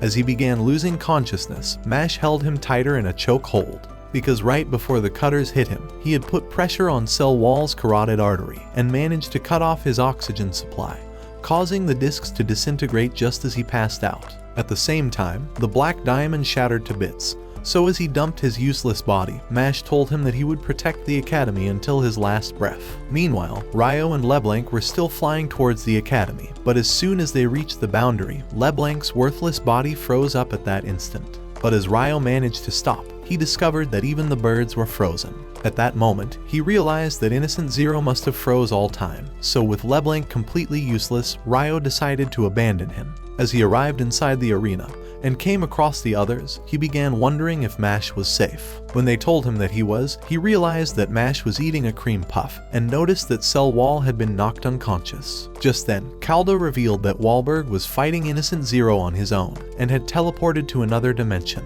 As he let out those words, Mash offered to find them, revealing that he would do so with his muscles, before running off immediately. However, Order thought he couldn't possibly find them since he has no magic detection, and began advancing towards Cell Wall to arrest him. But as he tried to capture him, a barrier deflected the sand, and he teleported before their eyes. As they began wondering how he managed to escape, Macaron told them that the loser was truly unconscious, and revealed that one of Innocent Zero's minions had cast the transfer spell. At that moment, they realized the enemy must be close, so Order suggested they find him. However, when Ryo thought it could be a diversion, Caldo told the students to protect the arena. In the middle of the sky, as Innocent Zero activated Time's Cold to freeze time, Wahlberg teleported himself to another dimension, but reappeared behind him. As he thought he could end him, he released his light crystals and cast Space Bout to erase him.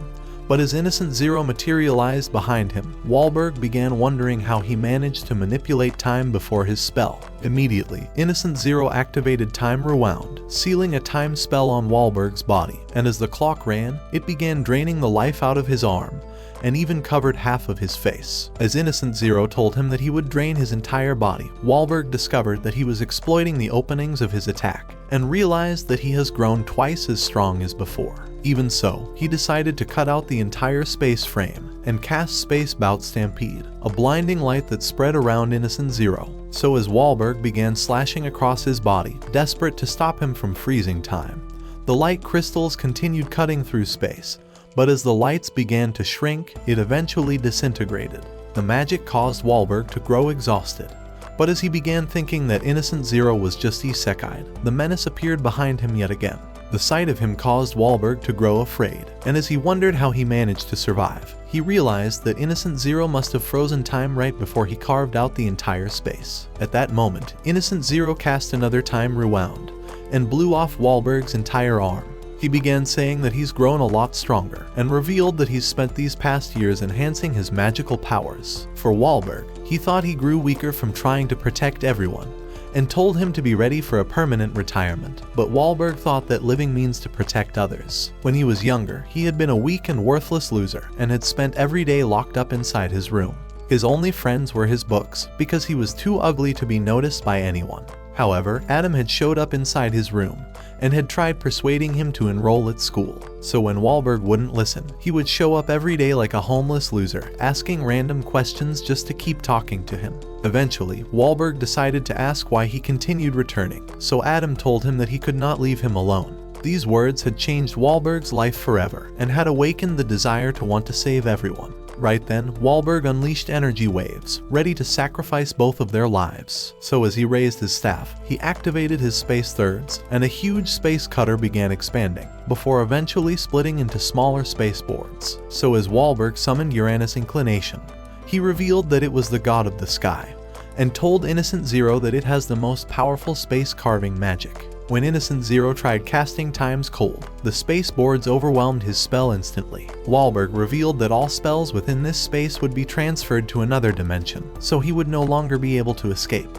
Right then, he released a light into Uranus, and as a new space began rotating, Wahlberg revealed that he was willing to sacrifice both of their lives. However, Innocent Zero managed to freeze Uranus, stopping time within the entire space. As he cast a dozen lances towards him, it pierced Wahlberg, and he told him that he would die soon.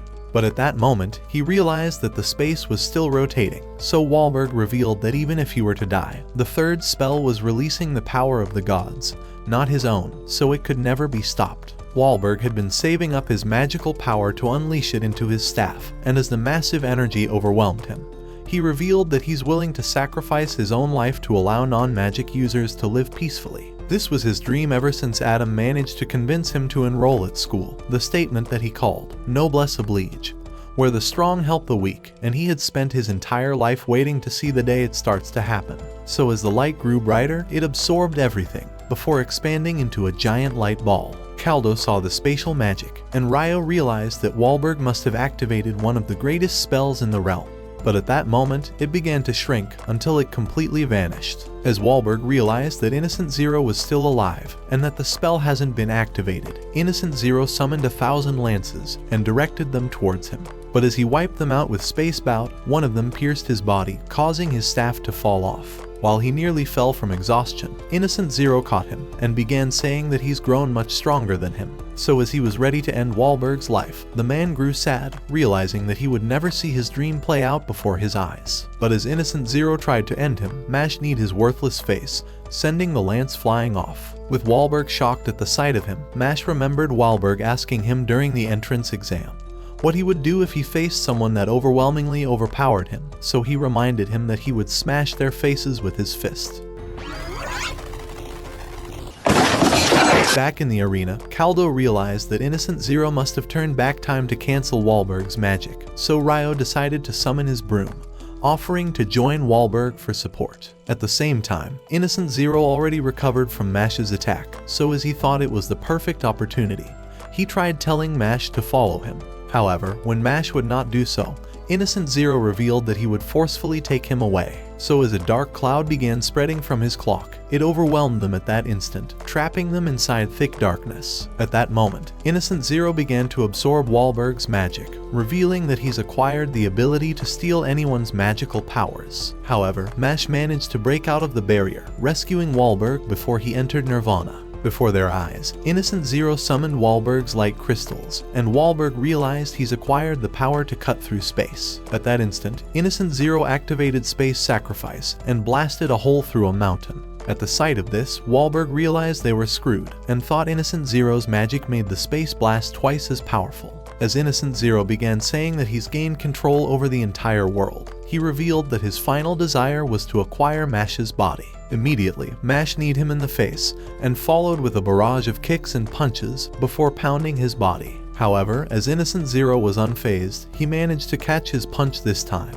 But as Mash withdrew and tried attacking again, the darkness wrapped his foot, but he escaped immediately. As Innocent Zero began oozing with a dark aura, he told Mash that he's definitely taking him back to his dimension. Right then, his body began forming cubes, and Wahlberg revealed that his body has grown too weak to contain his magical powers. For this reason, he was desiring to have Mash's body so that he would become a perfect human who has a strong physical body to hold all the magic. At that moment, he cut a large hole through space, looking to obliterate Wahlberg, but Mash narrowly rescued him, and told Innocent Zero that he would defeat him with his muscles, seeing as he's now the strongest magic user in the entire realm.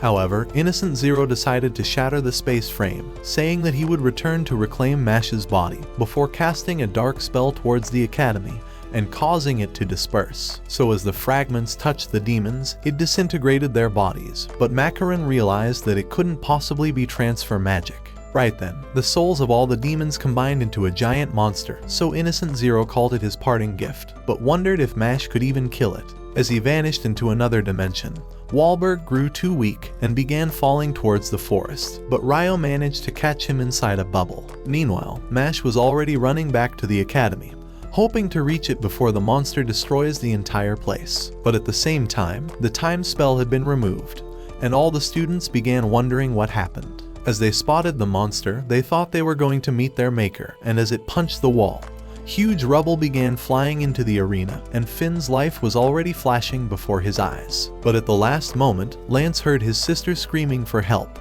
and the sound of her voice inspired him to catch the rubble with Gravile, thanking Anna for always inspiring him. Naruto wondered what the fuck that cutscene was, and thought it was disgusting that he broke the fourth wall just to see his fantasies. Just then, Macaron destroyed the rubble with musical notes, and screamed for the students to escape. But at the same time, the monster began approaching the arena, and Finn thought they are hopeless. However, Naruto decided to blast it with fireballs, but a barrier repelled his attack. As Caldo realized that the same barrier had protected Cell Wall from getting arrested, he revealed that Innocent Zero's surviving minion must still be close. And even though Order had gone in search for him, Caldo hoped that he would find the spellcaster before the monster destroys the school. Just then, the students realized that the exit has been sealed, but Rain decided to support Macaron. As the monster peeped into the arena, all the students began crying for their worthless lives.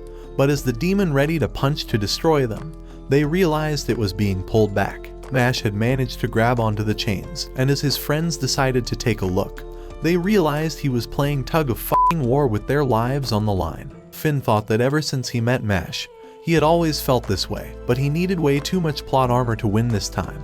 Right then, the other students also gathered to look, and began wondering how he was so strong without any magic. They wondered if someone like him could be the top of their academy, seeing as he's a non-magic user, but as they noticed his desperate effort to protect them, they realized that it didn't matter. He had managed to do something that no one else could do, and was even fighting to protect the entire school. At that moment, they began screaming for support, and Finn realized that Mash has managed to achieve his dream of being supported as a non-magic user. So as he grew proud of him, he decided to scream that Mash can do it. At that instant, Mash's innate powers awakened, so he lifted the fucking giant monster, swinging it around in the air, and throwing it at a mountain to blow him up. All the students began cheering for him, and Finn was glad to see him in the forest. But as Lemon appeared at the same time, she began asking Mash if he's finally ready to cream her puff.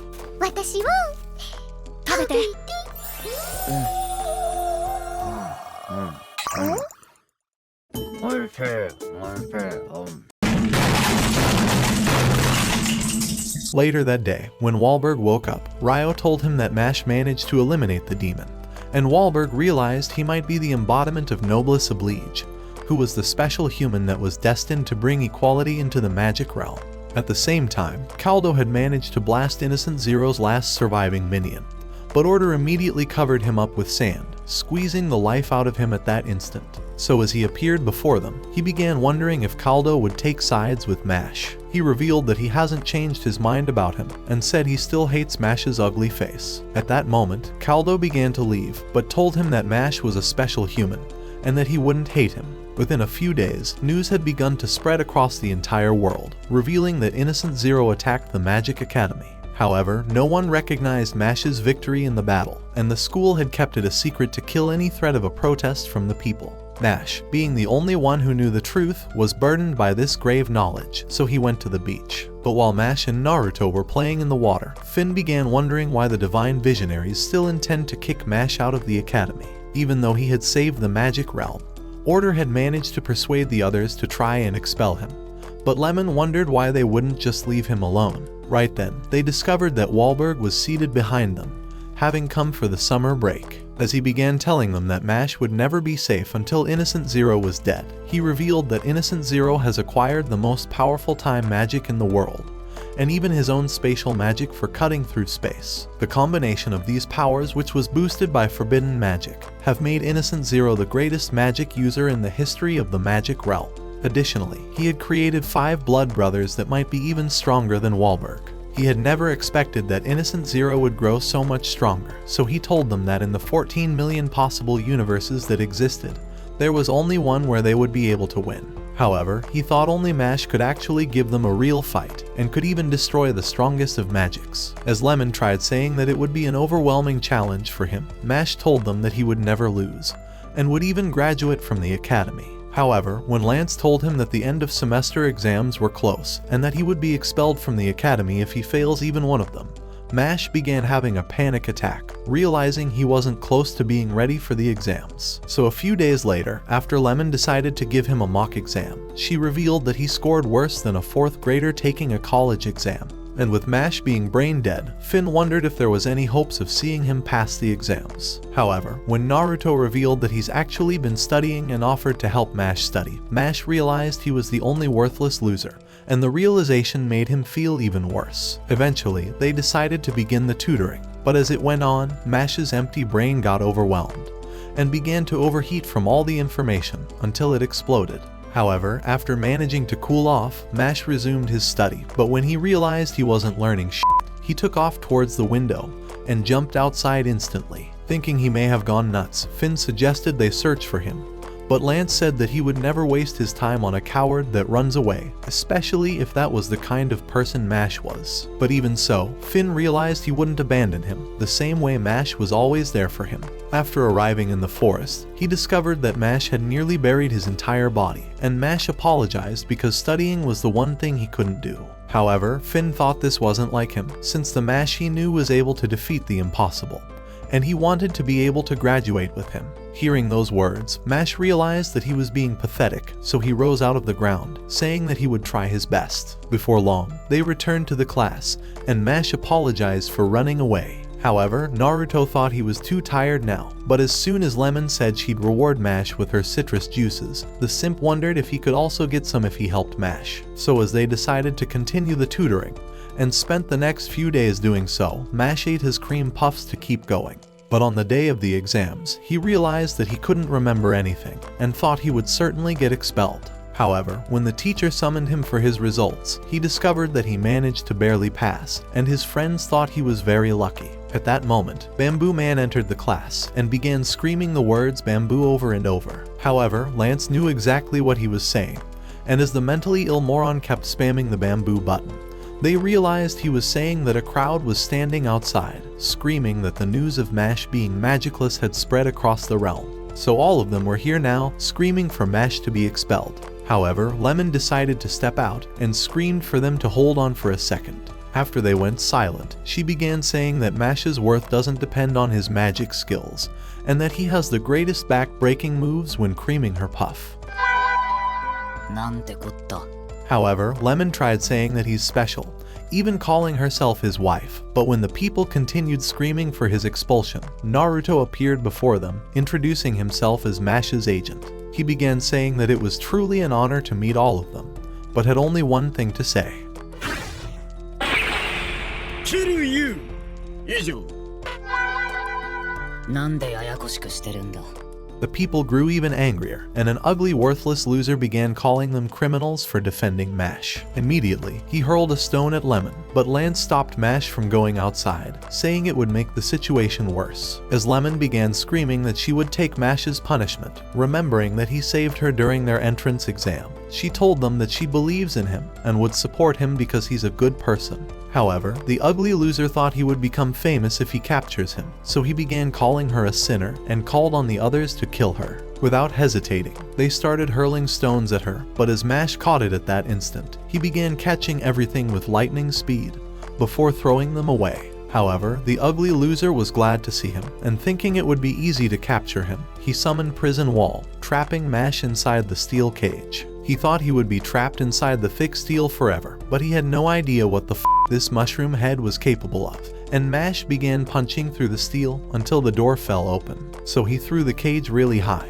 and as it trapped the loser inside, the door sealed him shut instantly. Mash began telling them that he would never quit, and said he would eventually become the strongest man in the entire realm.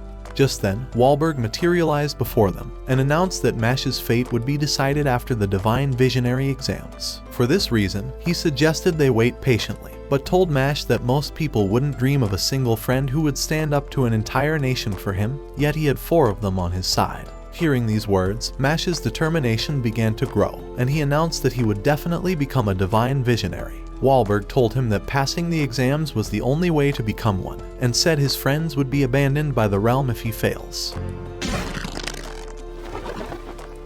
何が来ようともボコボコにしてあげますよ。プーパンで。 Watch this next video. Till next time, my fellow legendary plot masters.